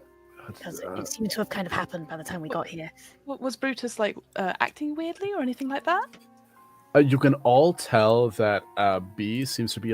They seem a little bit too frazzled to just on their own be able to work through what they may have seen. Let's go with what you said, friend, and take this poor person out and maybe let's clear the area. This is definitely a crime scene. Yeah. Question of clarity here. Mm-hmm. Like, in this world, are we qualified to handle a crime scene, or are we expected to call the police? If it's in this world, if the situation is supernatural, it will go to hunters. If it is mundane, it'll go to police. There are situations where something starts off as hunter jurisdiction because it looks supernatural, but then it gets turned over to police. And there are situations where the vice versa also happens. So there's a Banshee on site. So even if this isn't purely supernatural, you guys will have first jurisdiction. Okay, so I assume just for the sake of covering our asses, I'm just going to like send off some kind of form that's just like, there has been a murder. It is our jurisdiction. We are dealing with it. While Will's filling out a form, probably rolling to investigate a mystery makes some sense here. So Hell yeah, please do. I'd love to just like have a look around the room while Kendra and Nidhogg are kind of dealing with the screaming people. Let's see. Come on outside. Yeah, and we try and we'll take them out of the room. Yeah. I rolled a 10 there. Oh dang! On a 10, I get 2 questions. Is that right? Yes, you do. You get 2 questions. Lovely. Well, I think an obvious one is, what happened here? What happened? Well, something or someone gained entry into the household. You know that supernatural beings don't often obey the laws of just straight up physics. Like, you know, a really enormous ghost can fit through a keyhole. You know, things like that. Something or someone entered the room, decapitated poor Brutus, and his head is not here. Oh, we can't see the head in here? Or outside No. window. Oh, okay. Missing piece of evidence. Oh, Lizzie, do you have a spare Tesco's bag? We might need it for that. Maybe a bag for life? A bag for life. It's quite big. So. Yeah, Don't you worry. Don't you worry. Kendra told me about these bag for lives, and they're really great. It's very spacious. Yeah, they're honestly worth the money. Does every little help? That's the question. I get a second question apart from does every little help. Yes, it does. Yes, it does. As a freebie. Okay, I was going through. Lizzie was going through some possible options, so I'll say, what sort of creature is it? Are there any clues to what it could have been that I can find? Good question. Huh. Let's see. What sort of creature is it?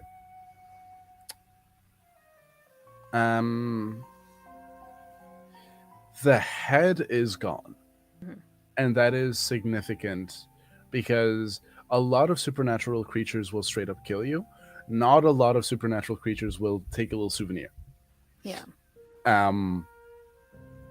And what you actually see as you are examining the body is that there are some like lacerations around the neck that suggests that and also the way that the body fell with the neck pointing towards like right underneath the window, then maybe the body was yanked back. And as you are there, you can hear very faintly, probably even beyond the property line, hooves. Hooves. Hooves. Clippity clop, clippity clop. Okay, so- Coconuts. Coconut, Okay, yeah, someone's coconut. I'm feeling very, very strongly about jealous headless horsemen, everyone. Oh, Yeah, Duradan. Oh. Yeah, we got missing head, we got hoof sounds. Is the body inside the room, but just by the window, or did it? Oh yeah, he fully in here. Okay.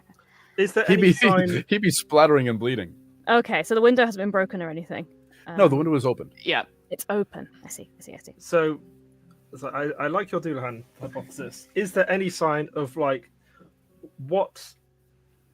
Is there any sign of what made the cut? Like the weapon. The weapon.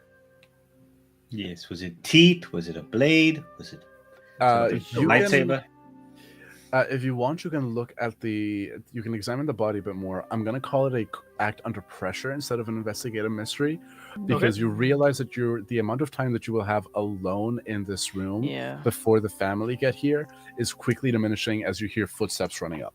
Okay, so I will do my I've read about this sort of thing check, which is for under pressure. Could I help as well? Could I do a help out roll and roll? Yeah, absolutely. That gives a +1 to the roll. So. Yeah. Okay. So you do your help out first to see how. Don't worry about it. this is? No, I didn't. That was a 5. I go, oh look, and just point at nothing. Like, There's another painting of a donkey. oh my god, they're everywhere. Oh. Yeah, I so assume it's don't one of those argue. things where they just painted like their animals to show how like it's like yes, here is Sir Snuffles the 13th. This is Clopsy 2. Yeah, exactly. Anyway, and Eddie that's- Murphy. Yeah. That anyway All is right. a mixed success, I believe, on 8. Hell yeah, 8. This is just gonna be a little bit unpleasant. You're gonna the neck is quite bloodied. To get a clearer look, the rest of the body looks fine. It just looks like it fell. Like there's gonna be some bruising because it just fell onto like a dresser, onto like a little table. If you want to investigate and if you want to like get in there and see what could have made this, you're gonna have to really get in there. I assume I've got like an oversized magnifying glass, just to sort of like get right in and inspect. I guess it's just like is this a clean cut or is this like a hack or like a slice, or is the kind of you start clearing away some of the blood from the neck. Your hands get bloodied. You are inevitably like you're either kneeling right next to him or you're half straddling this man to get a good view of the neck without moving the body. Fun fact, this is why I wear orange. It doesn't show up so much. Blood all over your hands. The neck was something wrapped around the neck, squeezed and pulled. At this point, you hear footsteps even louder, and you hear Alexander's voice, "Get the fuck away from my brother!" As he charges in and is going to, on instinct, he's going to try kick some ass against Will, because Will is currently sitting on... I'm going to try and protect him. Protect somebody. Oh, right. Let's try that. So that is, let's see. My Right, mighty, so we're both mighty rolling. -1. Hell yeah. Oh, hell yeah. Great. That is a 6. I don't know what happens on a 6. We both get our butt kicked. I got a 9. Awesome. Right. Protect someone. Let's go with that first. On a 6. Nothing really. It doesn't give you anything. That doesn't give you anything. You try to step in the way, but if Brutus was big, Alexander, he might genuinely get up at 3 in the morning and go to the gym for a couple hours every single day. Or he just went to like a private school and did rugby for a long while with like all these rich boys. He like stiff arm pushes you away like face first. Great rugby move. That's Great harm rugby move. inflicted to ego, if nothing else. Yes, honestly, agreed. yeah. Suffer 1 emotional damage, please. Will, did you roll anything? What did you were saying that you did something? 9, I think Will said. So was that just I don't because I think you said roll a tough check or something. So I don't think I did, but okay. Oh, I thought you said roll. You both do that, but okay. No, I think he said he rolled. No. okay. I roll to. Oh, okay, to that's kick fair them enough. out. Yeah. He rolled a 9, which is going to go up to a 10 for him. So you are going to. Yeah. Hush. Yeah. All good. Sorry. You are going to take 1 harm, and you are currently like restrained by him as he grabs you by the front of the shirt and just slams you up against a wall. I was just seeing what happened. What do you mean? What happened? That's what we were trying to work out. Like we got in and he was already like this. Like what? He looks down and now he sees that his brother has no head. He drops you in shock. Oh, my nose. Now you can now hear the doorways being crowded by a bunch of people now. I get very much out the way of the family. Ladies and gentlemen, and I'll sort of like again, sort of, maybe we could just, what's the word? Maybe we should go to the parlor. we could actually have a discussion, but let's just leave the room and let only a couple people in, because if everyone's crowding, everyone's going to get like different ideas about stuff. Lizzie, maybe you can. Lizzie's got some great threads on this forum with the cryptozoologist. Go on, tell about the latest one. Oh, yeah, okay, so I know you've all heard of the Loch Ness Monster, but there is a Loch Lomond Monster, and nobody takes it seriously. But I have the photographs. Walking Short up neck, the long tail. stairs. Amazing. Sorry, that got me. Walking up the stairs, Penelope says, God, stop making such a big deal. He was gonna die eventually. Come on. As she walks in, says, "Oh, you're still alive. So what?" And she lets out a scream so loud that the Banshee shuts up outside. Oh, yeah. So, the parlor idea, maybe. This probably isn't something you will need to be looking at. No. Let's try and let's leave. Let's leave our friends. They're very good. They're very smart. And we can, you know what? And I go into my pocket and I bring out my little box of tissues that got little flowers on them. And I'm like, look, I'm sorry for your loss. And let's just, and I try and like move people downstairs with Lizzie. Yeah. Is the son here or the grandson, the one with the millions of consoles? You know he's not. You know he's not. Yeah. Yeah. As you all are trying to get people out of there, whoever wants to, one or two of you can do this. Give me a manipulate someone roll. Sure, I'm happy to give that a go. I'm like, all right, yes, people, please, if we can go to the parlor, I'd be happy to tell you how we're trying to find a one or thing or multiple things that did this. Charm, manipulate. Why dice? You're so pretty and you fuck me. 4. Oh, Not God. ones, by the way. Oh. Snake eyes. Yeah. Snake eyes doesn't mean anything in the game, but fail. 4. I mean, they're not listening to you. Calypso actually punches your chest, but not in the like real punch, but in the put signs of fist against your chest and says, you were supposed to keep everyone safe. Anybody else want to try to manipulate them to get out of the room? Manipulate someone. It's manipulate someone. I mean, I'm happy to have a go unless anyone else has got a better idea. I have negative charm, so I will not do that. I think it makes sense for you to have a go since Kendra was leading the. Yeah, I only have a +1 though, guys. Oh yeah, no, same with me. So okay. So in total, that is a 9. But I have on my sheet luck, so I can mark luck to change the roll to a 12 or avoid all harm from injury. I think now I will, just because I want to get everyone out of the room. So I might be like, come on, spit spot. Gosh, let me tell you.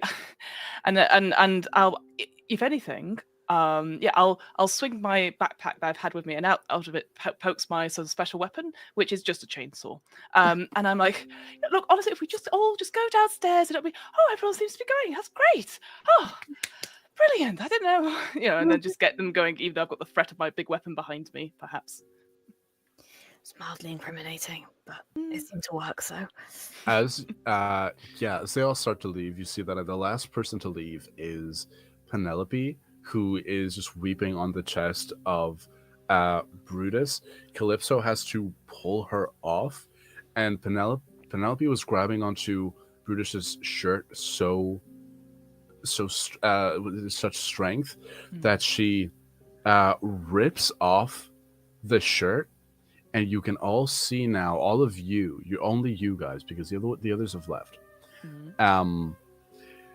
On Brutus's chest, written in blood, is Willowwood #1. You're all next. Incredible. That explains why the Banshee is still singing.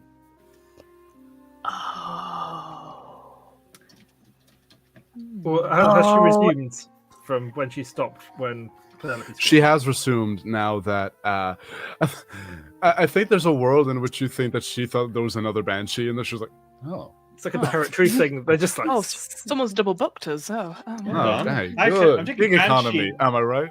Yeah, the Banshee app said that there's only one person on this job. And she with double E at the end. Yeah. It's called Screamer. Hey. Nice. Very good. I'm here all night. Screamer, like the E is Everyone, there's a possibility it's a jealous headless cavalry.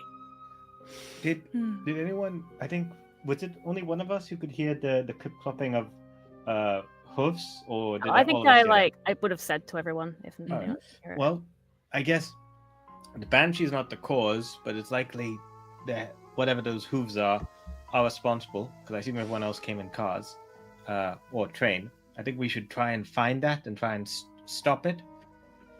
Can I make a I don't know if I use magic, and I want to see if I can sort of use some kind of second sight to see if there's any like spectral energy like going away from this room.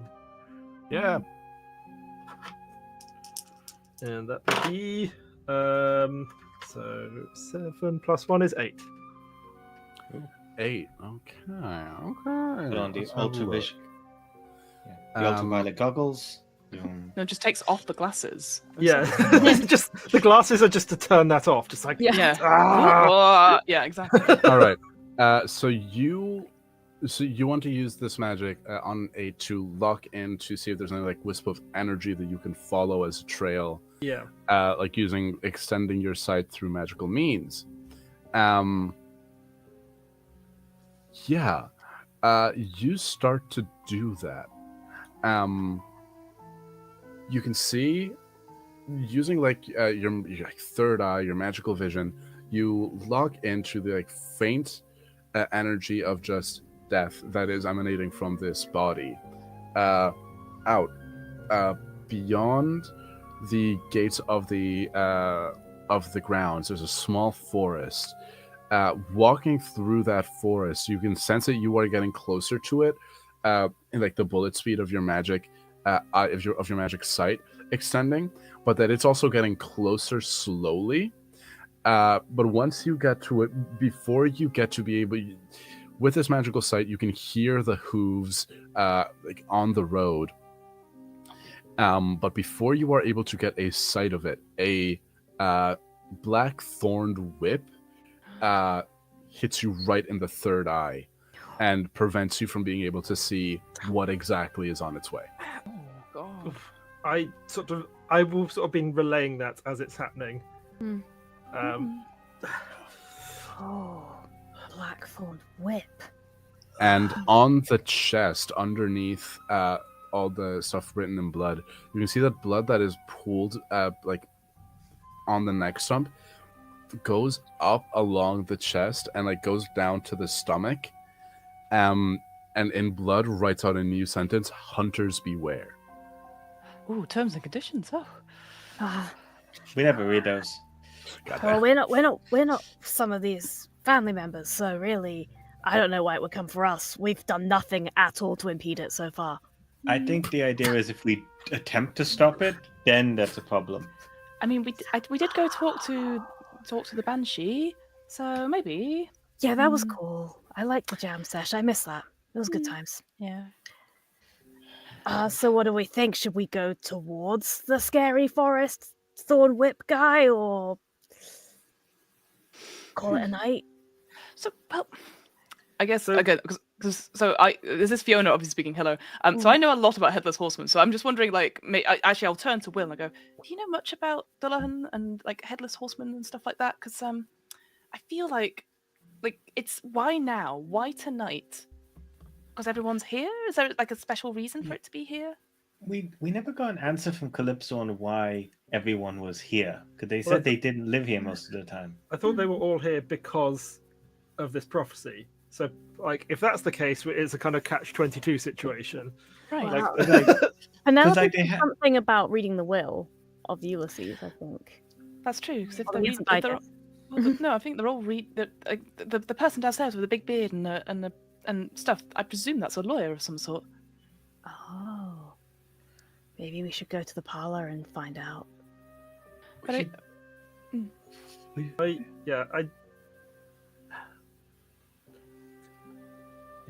If we the trail was going on the road, it wasn't going off road or anything.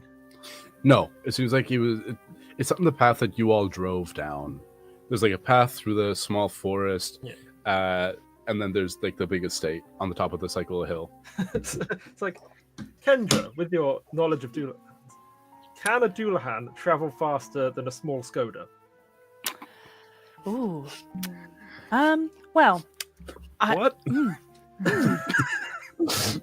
Well, in my very limited experiences as me, Kendra, and also me, Fiona, with Dullahans, well, it's like a horse. They're on a horseback. So horse. I mean, how much horsepower does your Skoda have? Not a lot.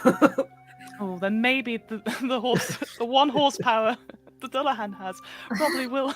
Wait, like, yes. Is it like a magically fast thing? Was what I was getting. Well, you don't know how magically fast it is. You do know that it is magical enough to, from the forest, have been able to hit through the window. Yeah. You know what's very funny? A horse has about 15, 17 horsepower. So horsepower means nothing. Yeah. I don't understand horsepower. Today's not the day I learn about it, guys. Wait, you are not going to teach me something in my own goddamn one shot. I refuse to learn what horsepower is. If this thing is trying to hunt down the members of this family, then what we should be trying to do is, we know it's coming back because it's trying to, so we should try and protect or ward this house, or at least the people in it. Oh, bait! Exactly. Yes. Bait. Yeah. Mm-hmm. That follows.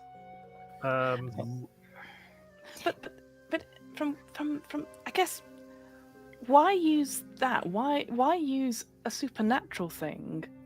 Like, because clearly there's like, it feels like, why are they targeting this family? Is it because of something? Was Brutus deliberately targeted, or is it just they're picking off one by one? There must be a deeper meaning to it. It doesn't seem random. Is the old man asleep? The one who's in the... Yeah, we're all talking over him. We're in the same room, right? Is he awake? Let's roll to see if he's woken up. We're just all there talking over his body as he's just sleeping. You do see that he goes... He has woken up now. Mr. Ulysses? Yes, who are you? Hi, we are hunters employed by your family to protect against future attacks. Just tries to stand over the body in case he hasn't seen it. Just like get a sheet, just like put a bed sheet over it. Yeah. Yes. Plus size bed sheet. Could you perhaps tell us why? This is going to sound very odd. Why your whole family has come to the house today?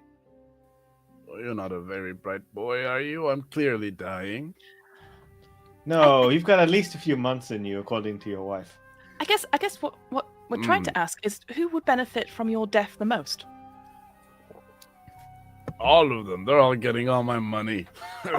All right, it would be someone who benefits the least, or someone that has really annoyed you recently. Right. The least? They're here today to sort out any disputes they would have about the will before I die, so that I can make any changes now if I need to. Have there been any disputes? I suspect that my youngest, Brutus, will probably have a lot to say, seeing as how he's getting the least of the company. I'm sure he won't have much to say. Dang. Any rude. Any other disputes or anyone else? Any other big changes that might have shown up? Anyone Oh well, whoever gets control of the legal say, whoever becomes an executive for the legal side will probably have to deal with all the lawsuits. I pity the sucker who has to deal with all that. Lawsuits? Little people's little problems don't concern me. From what you said earlier, he does things including like medicine and also weapons. So little bit of everything.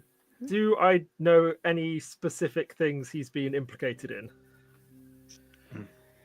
You know what? Give me an investigate a mystery type of role. So that looks promising. So investigate a mystery is sharp. So that is a 10. 10. You got 2 questions to ask me. Yes, like many big corporations, like any billionaire, this man is riddled with controversies. Yeah. Does he have any public, sort of high-profile public enemies of a magical disposition? Ooh, good question. High-profile public enemies? Yes, quite a few. Of a magical disposition? Not high-profile, but there's a section of the company that deals in deals and trades in the housing market, and they recently bought in one of the nearby cities a plot of land that used to be sacred to an occult community, and yeah. I will write this on a notebook and kind of show it to the others without showing him.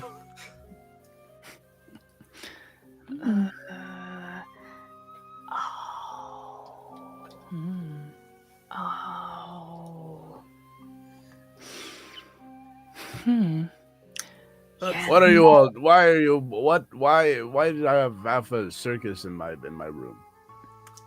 And you have a Tesco in here. What? There's a couple Tesco? Waitrose here. Look, Tesco's is, recently the prices have gone up. A lot of the supermarkets have. It's really 6.5 dozen at this point. Anyway, hey, have you ever any dealings with the night chanters, the people who chant at night? I think you bought some land that belonged to them. Ah, yes. Waste of space on their little chapel where they do their little chanting at the night. They just don't want to get real jobs. Nobody wants to work these days, That's true. But also chanting can be quite hard work. What were you going to do with that land? Whatever my sons wanted to do with it. Do you have medicine, or can I go back to sleep? I'll root around in the Tesco bag. I've got two ibuprofen. Yeah, I was gonna say, yeah. I'll take them. Yeah, here you go. Oh yeah. He just kind of throws like 500 pounds at you. God, he just has wadges of cash in his that's pocket. just in his nightgown. Yeah. He reaches under his pillow. Yeah. Oh yeah. That Tea just ceremony. goes loose into the bag. Yeah. I'm just like only my sertraline. It's fine.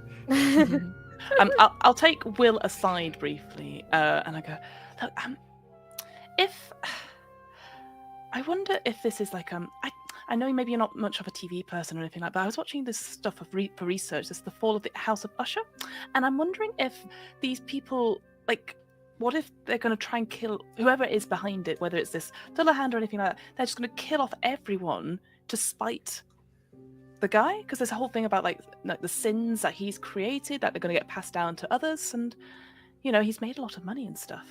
I, Alex, have watched that show. Will has not. Yes. But guess the general gist. Yeah, I explain it very briefly and in not so great terms to you. I mean, to my mind, that is a good hypothesis. Like, thank you. I think certainly with these night chanters, we have people with potential motive and potential magical connections. Though I also don't entirely think we have enough to rule out that one of the family is somehow behind it, possibly to bump themselves up in the will. Yeah, the call is coming from inside the house. Yeah, I agree. In which case, I would assume it's probably not Alexander. Well, it's not Brutus. I mean, Probably not Brutus, unless probably it really not went Brutus. wrong. Yeah, probably not Alexander, as he's like gonna get everything anyway. And I don't want to make any assumptions, but I mean, well, you know what assumptions do? They Indeed. make an ass out of me and you. And I point point to one of yeah. We just both point. I'll to say the at this thing. point, just to move you along, you are walking down the stairs, and Yes. there is Yeah, yeah. yet another image. There's another painting of a donkey. Yeah. It's all the same donkey, just from different angles. Weird. So sophisticated. It's just a really hot donkey. So do you think we should- Wild sentence. Anyway, So look, should we, if we're getting them into like doing a parlor scene, should we try and get one of them to confess or something like that, and maybe someone cause a distraction, or should we? Like, I don't know what our game plan is here. I mean, the fact is, it's very difficult to say who did it. You brought us into the conversation as well, right? Yeah. I assume everyone's coming down. Sure. Well, if it's Alexander, he has no reason to kill. He has no reason to kill Brutus because Brutus was getting nothing, and Unless he's- anyway was the heir. Unless Brutus is just a dick, and Yeah, but then who else would he want to kill? That's the other thing. So that's a possibility. If he's just killing them off, Hannibal, maybe. But then why would he use the hunter app? But I guess would be why he didn't pay more. That would be that would make Hannibal a potential person. We know nothing about Lydia or Sophia. Why they're into it, assuming it's them. But our main issue is that we're doing nothing to protect the family at this point. I think we should try and cast some kind of spell to keep out any more of this magical influence. Like, are we sure it's ectoplasm and it's not fade?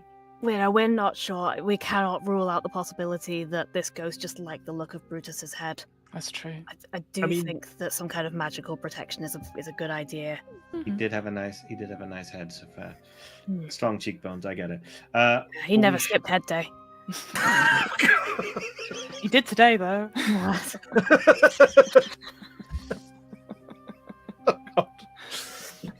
y'all gotta stop. yeah, you've won this game. We're all fighting for second Well, place. Roll the credits. No, actually, you hear the Dullahan turn around. It's like, I don't need it. No. I don't need that. So, should we get salt? Should we get them into basement or wine cellar and put a salt circle around? Yes. Should we do I something assume else? that it would take weeks to protect every single window in this place. So we should put them somewhere more contained. Yeah. Yes, You have to have one of those extending cherry pickers to get to the high ones. It's just it turns into a whole thing. Well, we can at least close the windows, right? As you are approaching the little the parlor, what is the game plan that you are going to put forward to the family? As some of them are staring just at the blood of their family member on their hands. I will wash my hands people before I go are back crying.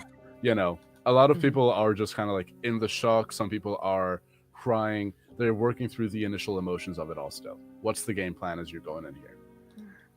Well, I've always thought Nadesh was the most charismatic of all of us. So, Nidhogg, you wanna see if you can cheer him up a little? Let's go, Nidhogg. His ego has been hurt after the last, being, his call out by Calypso. His ego's been damaged. So he's like, okay. So, all right. So the plan: move them somewhere more secure, smaller, wine cellar, basement somewhere with no windows, so it's harder for them to get. Maybe somewhere underground. Salt circle, basic thing to stop undead if we got any other rituals and stuff. Try and do that, and then maybe whip up some illusions so one of us looks like one of the Willowwoods, and then we become the bait at that point, and we can try and. Could we perhaps not do us, because then the downside of that is we get our heads cut off. What about Phil? If his head gets cut off, we can sew it back on. Yeah, why are you so keen about this, Phil? It's really odd that you're okay. Fine, I guess He's you're a a good pet dog, Brent. He's a very good dog. Fine, Woof. I'll get my sewing noodles. Thank you. Thank Woof. you for that, Phil. Well, yeah, if Phil wants to go out and act as bait, a very brave, good dog, I could then hide and then maybe, again, get a bit better view of it and see if there's something I can do to drive it away. Sure.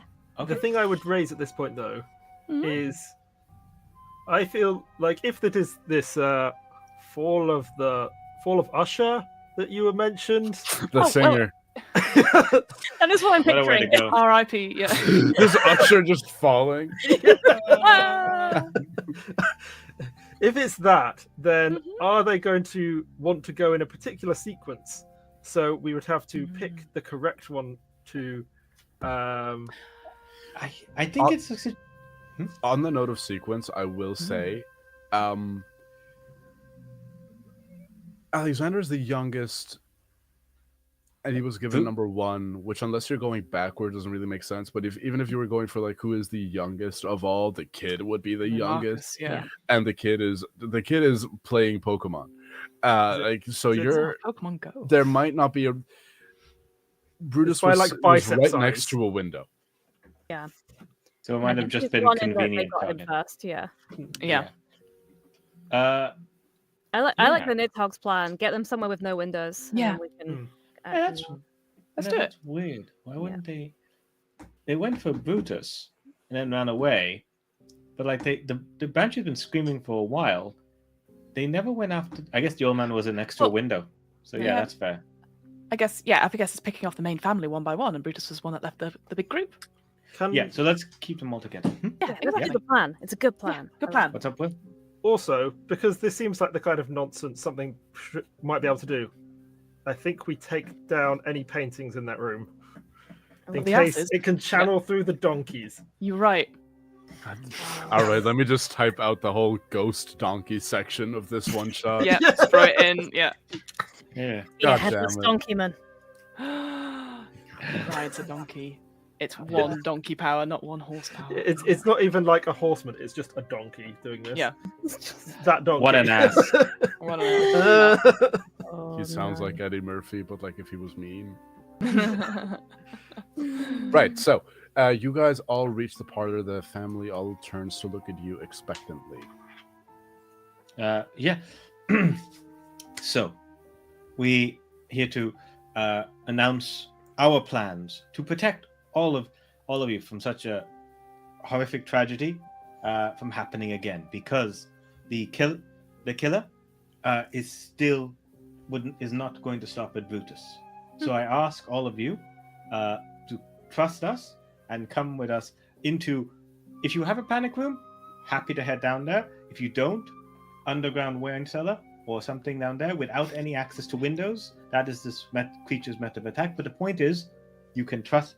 We will protect. We will protect you now that we know what we're up against. And we will stop anything like this from happening to you. We just need you to believe in us. I'm not doing any magic. I'm not doing anything. I'm just trying to earnestly speak to these guys. Okay. Manipulate someone roll, please. Let's go. All right, guys. Come on. Come on. If I fail this, I level up. Just so you know. So I hope I don't fail this. Let's go. Oh, yeah? That is a 7. Finally, a positive roll. Yay. They'll do it, but only if you do something for them right now to show that you mean it. If you ask too much, they'll tell you what, if anything, it would take for them to do it.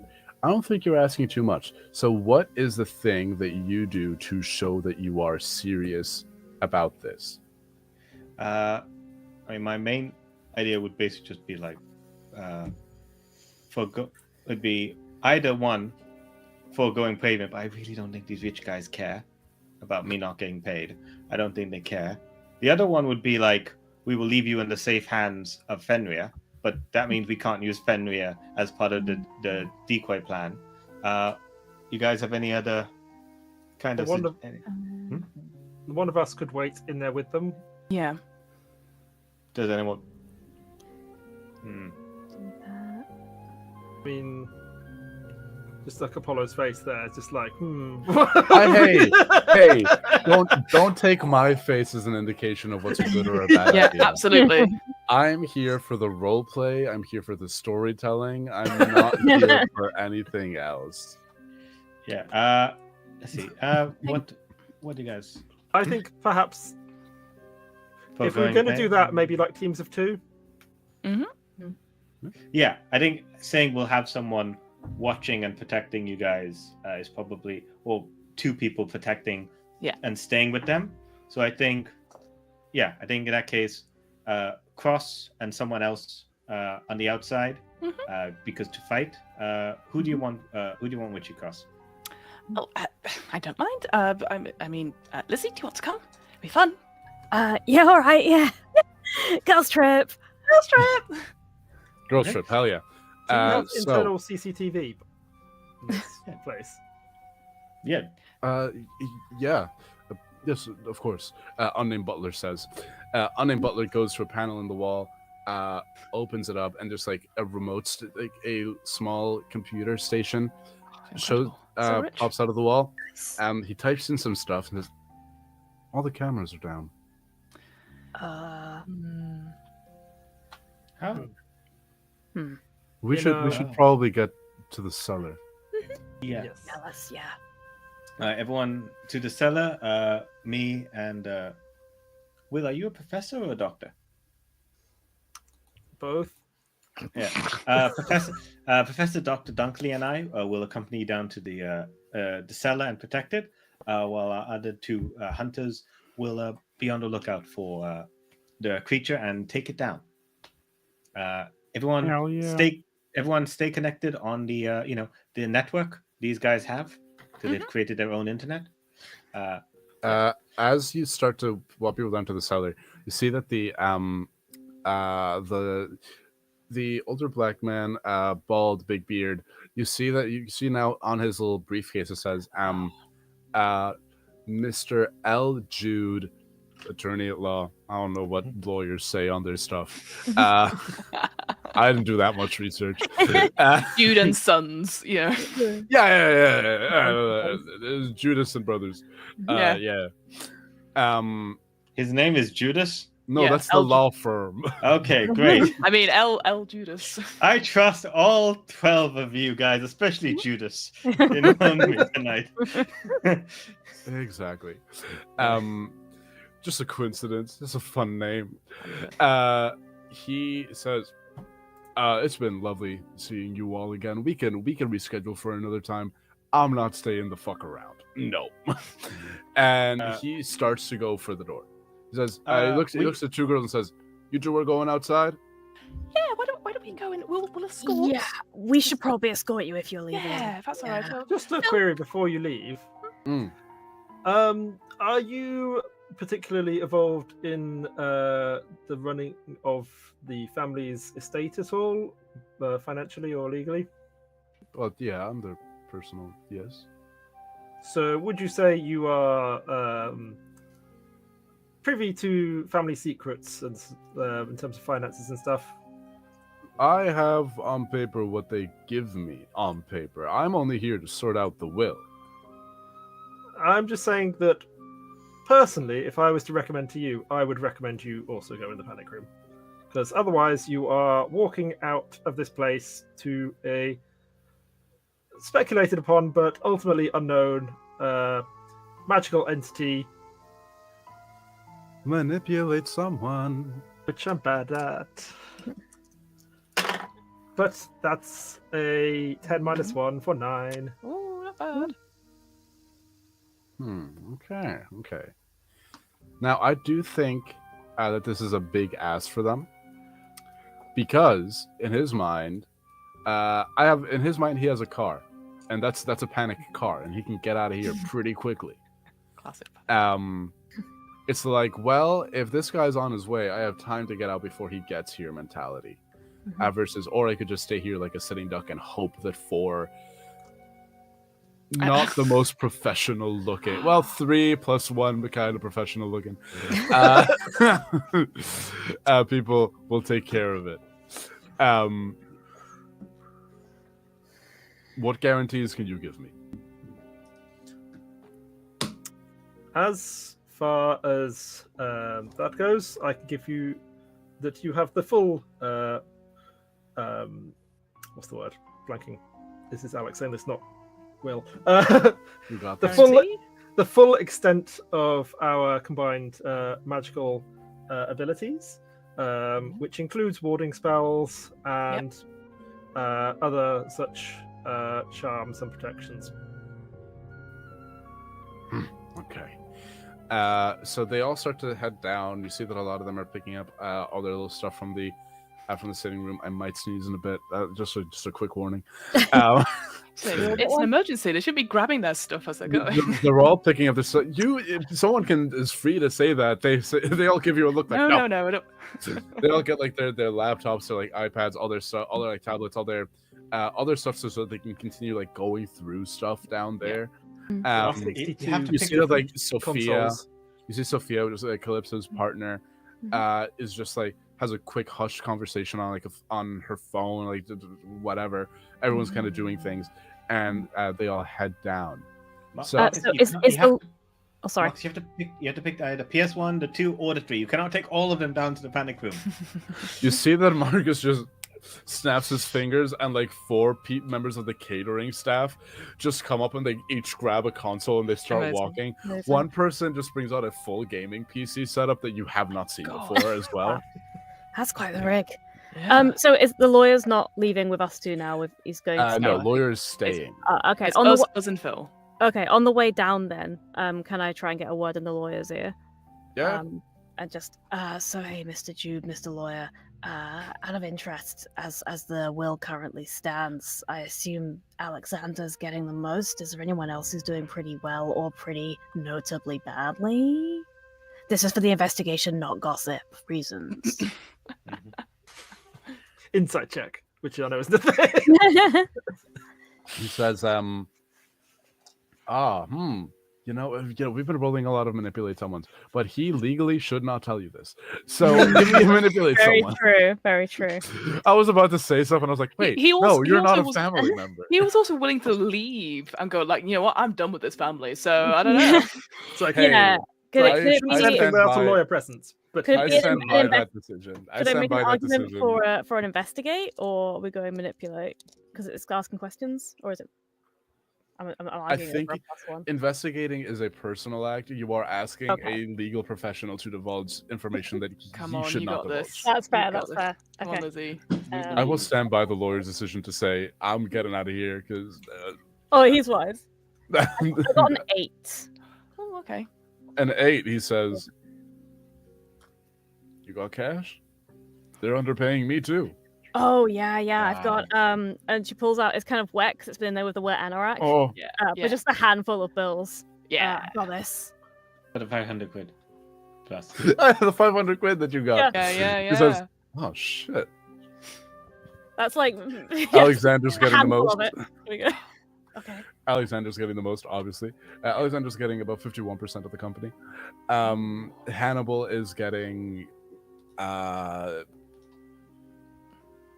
everything up to the last 10. If Brutus is gone, just up to the last 10% of the holdings, and then the last 10%, all those assets are going to be liquidated and given to Calypso so that she can set up her own business or whatever with Sophia. Because that's the plan that they gave me. Anyway, I'm not allowed to tell you any of this. If anything, I'm a lawyer. I can go after you. And then he walks away. Yeah, sure. So the Brutus dying, that changed it. How? Oh, everyone's getting more. Everyone's getting more. Slash the split. Okay. Mm-hmm. No, it's splitting it. Are we still with them at this point, or have you separated off at this point? Oh, I was just like imagining we're at the back of the crowd moving down. Yeah. You're about to split off now, so I'd say, just in the interest of time, Girl Power is heading out to the front. We don't have a team name for Nidhogg and Will. I mean, we're Team of Strange Cousins. Let's go. Yeah. Girl Power and the Strange Cousins. Hell yeah. We're the Dumplies. The 2 Let's genders. go. We're the Dumplies. We're gonna stick with Girl Power. Girl Power, you guys are outside, and now you can hear it way louder, way clearer. It's this enormous black stallion with a figure riding atop it that seems, in a way that a lot of supernatural beings tend to be, the proportions are very out. Like the chest is absolutely huge and massive, very long arms with a like black whip curled around, like dragging behind one of the hands and everything. Yeah. Ooh. So my important question is, does this creature have a head? Not on him. No. You see that in the non-whip hand, holding it by the hair, is what looks like Brutus's head. Brutus's head. Yeah. You were right. Definitely the horseman. Yeah. Okay. I've got a wild idea. Okay. I put Phil down as a. You can always use Plan Phil. Plan Phil. But just trust me, okay? And I walk out and I go, yoo-hoo! I go out. I was like, yes, over here, Mr. Headless Horseman. You see that from being pointed up to like the house, the torso now like turns and faces you. Oh. I just want to say I love what you're doing. The vibes, immaculate. But we're done. We don't need any more. So just, mission over. Well done. I see you've got something. Oh, how exciting! Brothers Go away. still live. The brothers still live. Well, that is true. Who sent you? I'm gonna need. Is this coming out of Brutus's head? Or just out of the stump? Whoever of the two of you, y'all can give me an investigative mystery as you are interacting. But as this happens, the whip is cracked and is gonna go straight for Kendra. No. Okay, doesn't roll great. Yeah,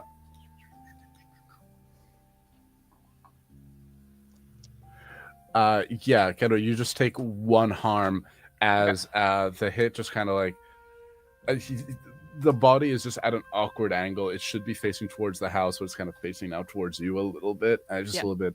The whip just gets you like on the edge. Yeah. Oh, you almost got me.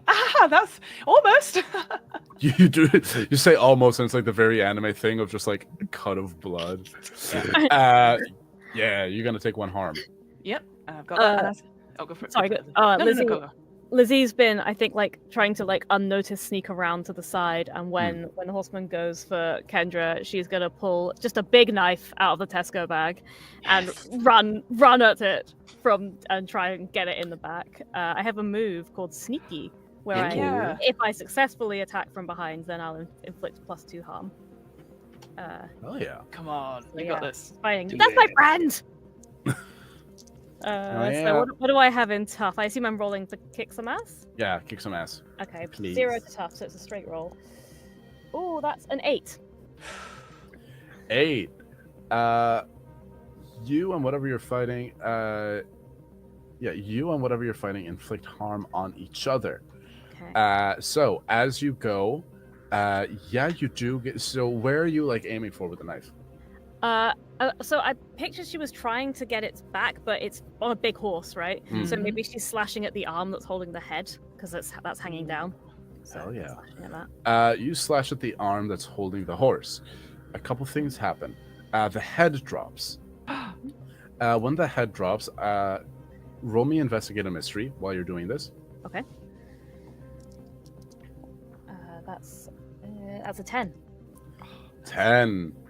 I'm going to give you something, and then you can ask follow-up questions. That's not a human head.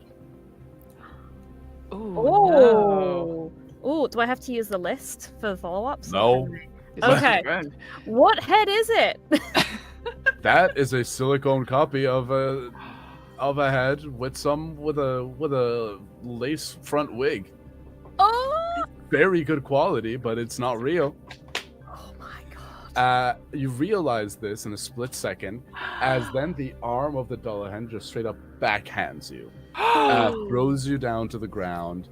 You are also going to take a harm from this. One harm. Okay. Oh, it definitely did get me, Kendra. And I will then just go, right, that's the last straw. And I pull out the chainsaw. As you pull out the chainsaw, Yep. we're going to very quick go Yep. over to my... Oh no, what was your team name? Team Dumfries. The strange cousins. The strange cousins. To the strange cousins. Strange cousins, you are down in the cellar. Yeah, as you are down in the cellar, what are you trying to do? How are you trying to like secure this place from the presumed supernatural entity outside? Sure, I'm trying to get them. Is there only one entrance into this place, or are there multiple entrances? The cellar is such that there's one entrance, but there are like a series of like high windows where they're like small slit windows, like very close to the ceiling. Right. Okay. So, one of us take the windows, one of us takes the door. Yeah, looks fine. Salt circles, do the whole holy water stuff. Just like in your research paper. Let's go. You actually read it? Of course I read it. Of course I read all your papers. I didn't think you were into that. I understood, like, I don't understand everything. It takes me a few reads to get it, but, why do you think I wanted to tell everyone about it on the website? You got very upset. So, that's why I'm the dog.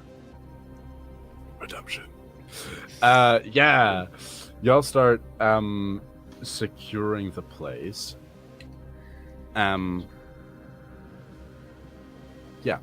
You all start securing the place. As you are doing this, whoever wants to, either or both of you, are you doing this just like mundanely, or are you trying to like affect magic onto this place to try secure it? I would assume we would lock the door, for sure. and yeah, then put magical stuff on top of that. Yeah, I'm trying to do magic. Mostly on the windows and stuff. Yeah. Either or both of you can give me a use magic. Okay, I will do that. You do the door, I'll do the windows. Okay, we're switching around. Let's go.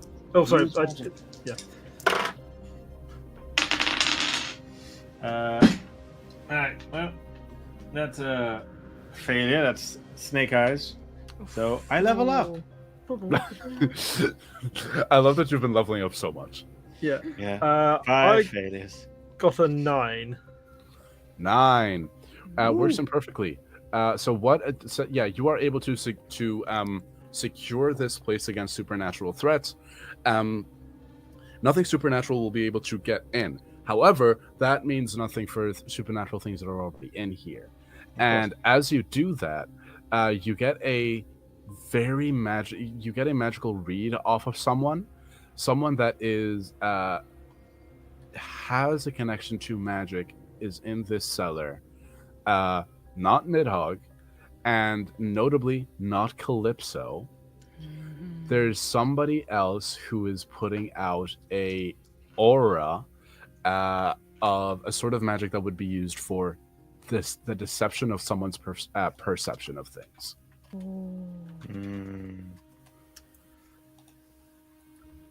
And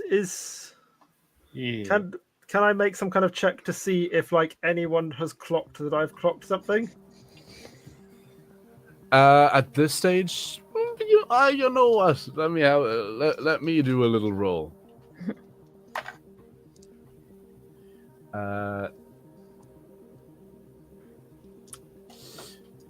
You do. You make eye contact with Sophia. Back outside. What are we doing? Dullahan is still Dullahaning. I pull out the chainsaw and I hate using this. It takes blooming forever to get going. Right. I'm like, okay. You have one last thing. Reveal yourself. Otherwise, something bad will happen, and I cannot guarantee your safety. Bang. That was such a polite threat. So, I'm trying to do one of my moves. So I'm going to try and do big entrance. So when I make a showy entrance into a dangerous situation, roll plus cool, and on a 10 plus, everyone stops to watch and listen. Basically, this whole thing is so that Lizzie can get away and isn't going to get hurt at all. Because I assume like it's So I'm just like trying to make a thing. So that's what I'm trying to do is this big entrance. Yeah. Roll that up for me, please. Please. Okay. Oh, that is a 12. That's 12. Yeah. So just trying to engage with this thing to make sure that Lizzie gets either another clean shot or just gets away in some way. Hell yeah. What move do you have to roll for that, or is that a separate effect? So this is the big entrance. That is one I've chosen on the chosen playbook. It's the first one. Pick one of these. So when you make a showy entrance into a dangerous situation, roll plus cool. You've rolled a 12, so I want to reward it a little bit more. Let's see. Yeah, everyone, you stop it.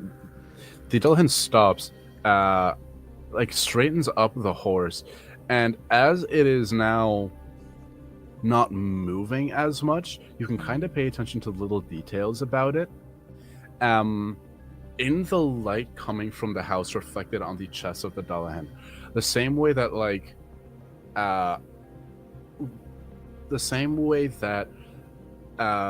light reflects off of animals' eyes in the night, or off of like cameras or lenses or glass, to be able to see. Two little dots of red seem to be appearing on like the chest of the Dullahan, as if they were little peepholes. Interesting. Lizzie, what we doing? Yeah, Lizzie, while that's been going on, lying flat on her back, has got out the phone and just texted the two lads, being like, "It's targeting the brothers." Then she's gonna get up and pull on.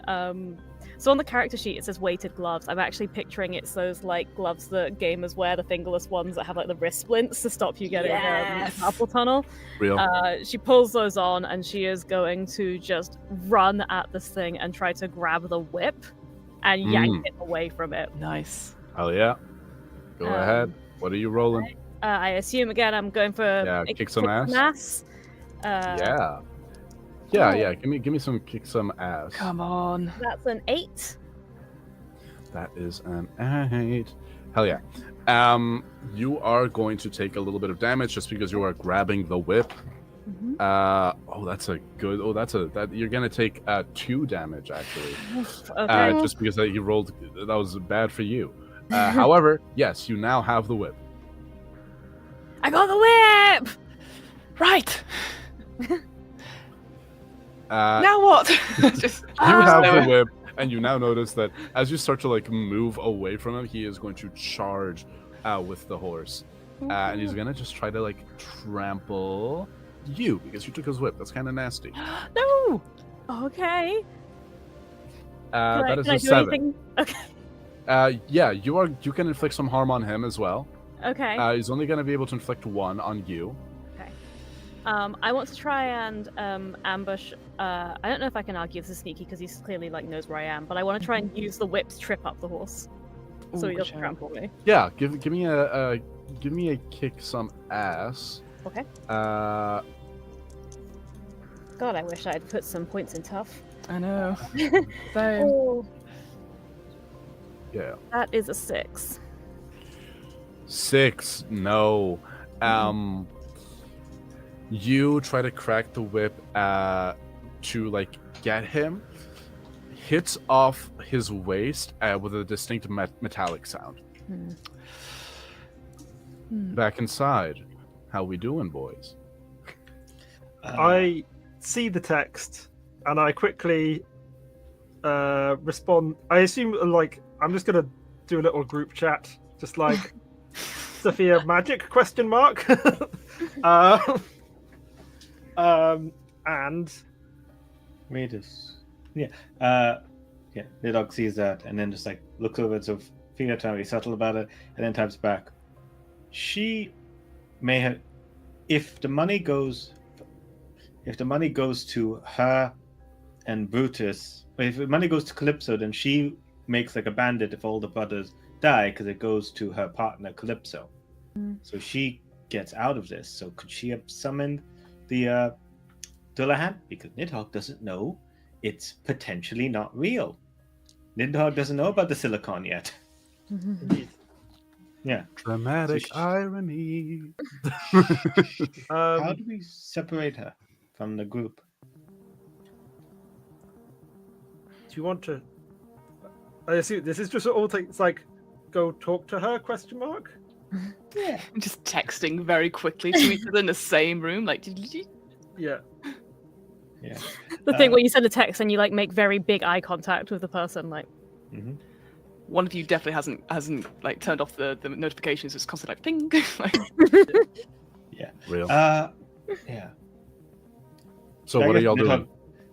Nidhogg goes over to Sophia and says like, "Oh, hi. I don't think we've met. Nidhogg, you're the film producer, right? Calypso's partner. Yes. Lovely to meet you. I was wondering if you could actually help me out. I need some help getting these runes on the top here. I just need to. I would have asked Alexander, but he nearly broke my nose a little while ago, so I don't really want to talk to him. And after hearing about Hannibal falling into a bucket, I don't really trust him with a ladder. Give me a manipulate someone. Sure. What's it called? Yeah, let's go. Actually, I have a different. Does this count as a first impression? No, because the first impression was them. you doing your full thing at the beginning with everyone in the room. Yeah, that tracks. So here we go. Okay. Oh my god, I got a 12. Ooh. Hey. Hey. We take those. Completely unsuspecting of anything, she says, "Yes, of course." She goes to put away her phone. As she does that, you see that a notification just comes up for a receipt of a full body mannequin. Oh, okay. Film producer, that makes sense. So like as I'm going over, getting the ladder, asking her to like help, put everything up.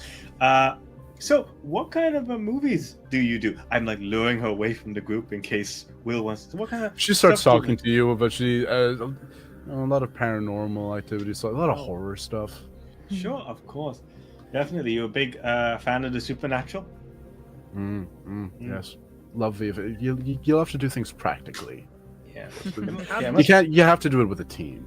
No, of course. But do you it must be nice marrying someone who's actually magical, like Calypso.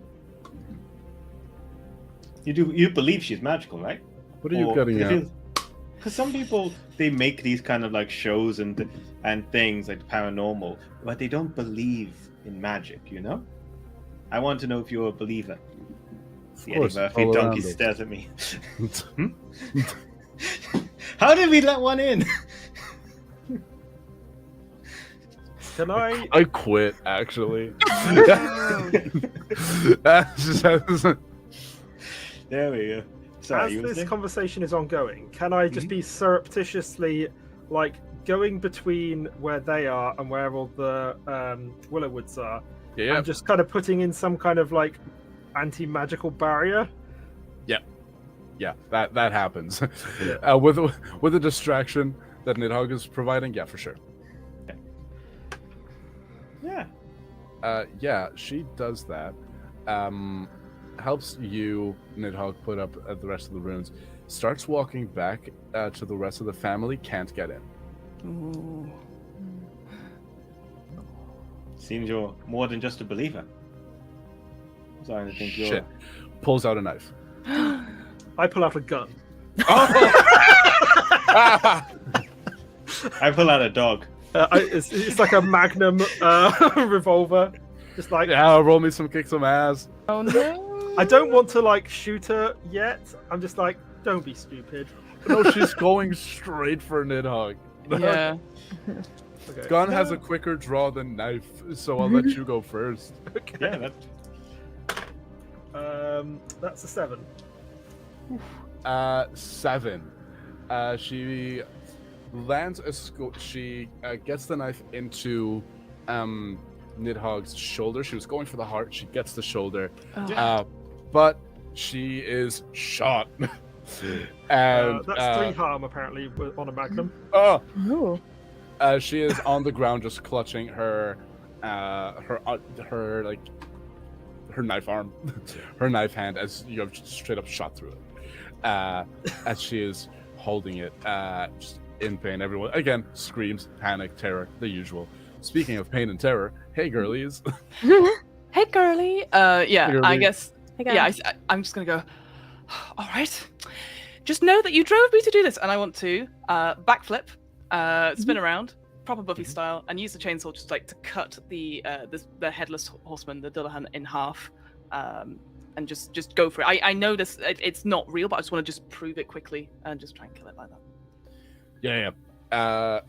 Roll me kick some ass. Roll me whatever you want to roll me, queen. I'm trying to go over the eye holes. Yeah, exactly. For sure. It's tough. Okay. Yes. Okay, that is okay. Even with a -1, that is an 8, so it's a mixed success. Mixed success. You, So I'll take some harm as well. yeah. You're just gonna take one more harm. Yep. As you rush in and you slice open. So are you like? So you found the little eye holes. Are you going like right above? Where are we going? Oh yeah. I'll go right above. And basically imagine like stop, and then obviously the camera angle will change so that my stunt double does all the bits and pieces, and then when it's cut off, I go like that at the other side as the thing slides out. Are we going hot dog bun style? Oh no, across like this. Yeah, hot buns don't start. Maybe there's someone in there, so I don't want to. We're doing burger bun. You burger bun him. At the top, the Dullahan, the now revealed to be mechanical Dullahan, as the top part slides off, like bzz, bzz, like smoke. Not a big explosion, just smoke. Something gets fried. Dullahan falls on its side and just kind of like crawling out of like the body of the Dullahan is Brutus. Shit. I knew it. Fast forward to a couple hours later, Sophia and Brutus are being led away by police. As you all stand there, looking at them being taken away, the family look at you and say, Penelope comes up and says, "What just happened?" Well, firstly, I've been worrying about nanobots this whole time, but it's macrobots the other problem. It's got to worry about the macros. That's what I've been telling you this. Yeah, that's my lesson learned. So, ow, my shoulder. Presumably, this was some kind of inheritance scam. Mm-hmm. Yeah, I think the plan was to kill off all the brothers, which means that but actually Brutus had faked his death, which means that the money would have gone to Calypso, and through Calypso gone over to her partner. And then it would have turned to Brutus. I don't know how Brutus was going to claim the money, given that he had died. He had faked his death. So that was always going to be an odd one. So it's possible they were going to kill everybody. I mean, so Brutus just says, "I was just going to clean that up." Wait, shit! I shouldn't confess. I'd say you need a lawyer, but I don't think your lawyer is very happy with you. I think they left in the car. Yeah, Jude. Yeah, he was like, I am not paid enough for this. I heard it. Yeah, out of the way. Yeah. Yeah. Jude's gone. This is what happens when you don't pay your contractors enough, Hannibal. Jude's rates are very reasonable. It's 30 pieces of silver, and you couldn't even do that. Yeah. You're up. Hannibal straight up. Hannibal straight up says, "You are now my personal hunter's help. Okay, cool. I can't deal with this." Okay. There is a retainer's fee. You all get as much money as you want from this job. Yes, another pony. What do you guys all use your money from this job on? As Sophia and Brutus are led away, and they would have gotten away with it too, if it wasn't for the girl with the chainsaw. and the dog and the plush dog too. Well, firstly, obviously, since we're all here, we have to have a sleepover party with all the movies I torrented, which were Sophia produced movies, but it's okay, I did not pay for them.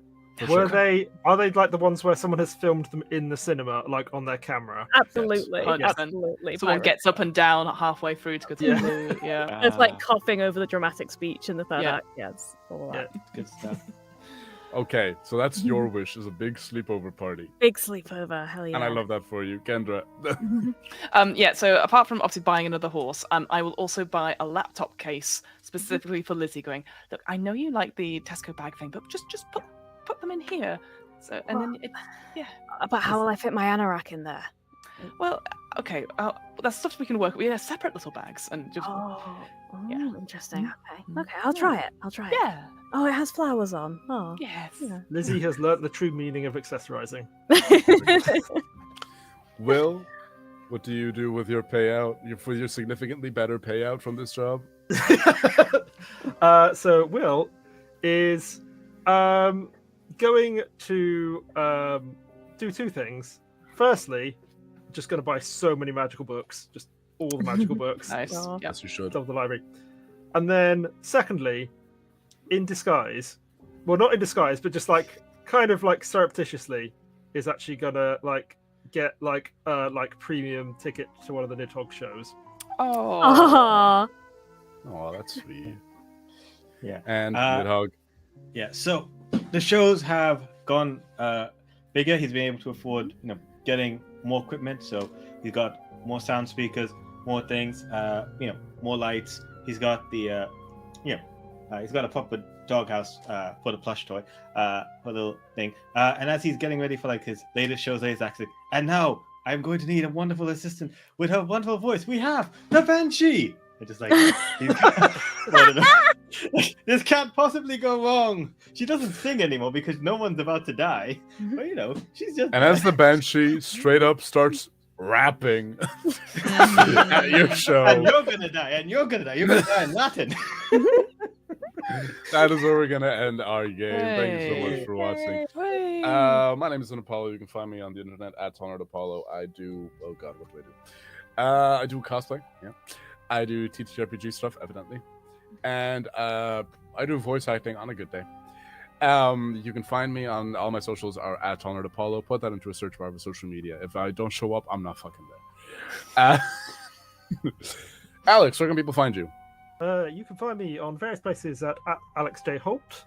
I do art. I do actor plays. I do other things, probably. And you should pay me to do art. Correct. Michelle.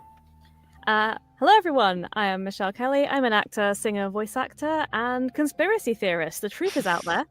And you can follow me at Michelle Acopter on the socials where I am. Put me in a search bar, and if you don't find me, I'm not fucking there. I love it. I try my best to post when I'm popping up on all sorts of TTRPG streams, so give me a follow if you want to see where I'm going to show up next. Fiona. Hello, everyone. So when I'm not doing my vision of Sarah Michelle Gellar, you can find me on What Am I Rolling, which is a twice-monthly tabletop RPG one-shot podcast. I also do the DM's Book Club, which is a weekly D&D book club podcast. We talk about some Dungeons & Dragons and how we can improve it for everyone around. We read the books, so you don't have to. So that's What Am I Rolling in the DM's Book Club, wherever you listen to podcasts. Thank you very much. Heck yeah. And Chirag. Hi, I'm Chirag Asnani. I'm a TTRPG writer. I'm a streamer with Desis Dragons, the largest online community for TTRPGs in India. When I'm not, you can find me on Twitter at Chiggy Said What. You can find at Desis Dragons everywhere. If it's not on the search bar, whatever you're looking, it's not there yet. Had a really great time, and no one can tell me my plush dog is not real. Oh, you're so right. Mm-hmm. Thank you, Science and Sorcery, for having us. Thank you, Sam, for producing. Yeah. Thank you, Sam. And thank you all for watching, and we will see you another time.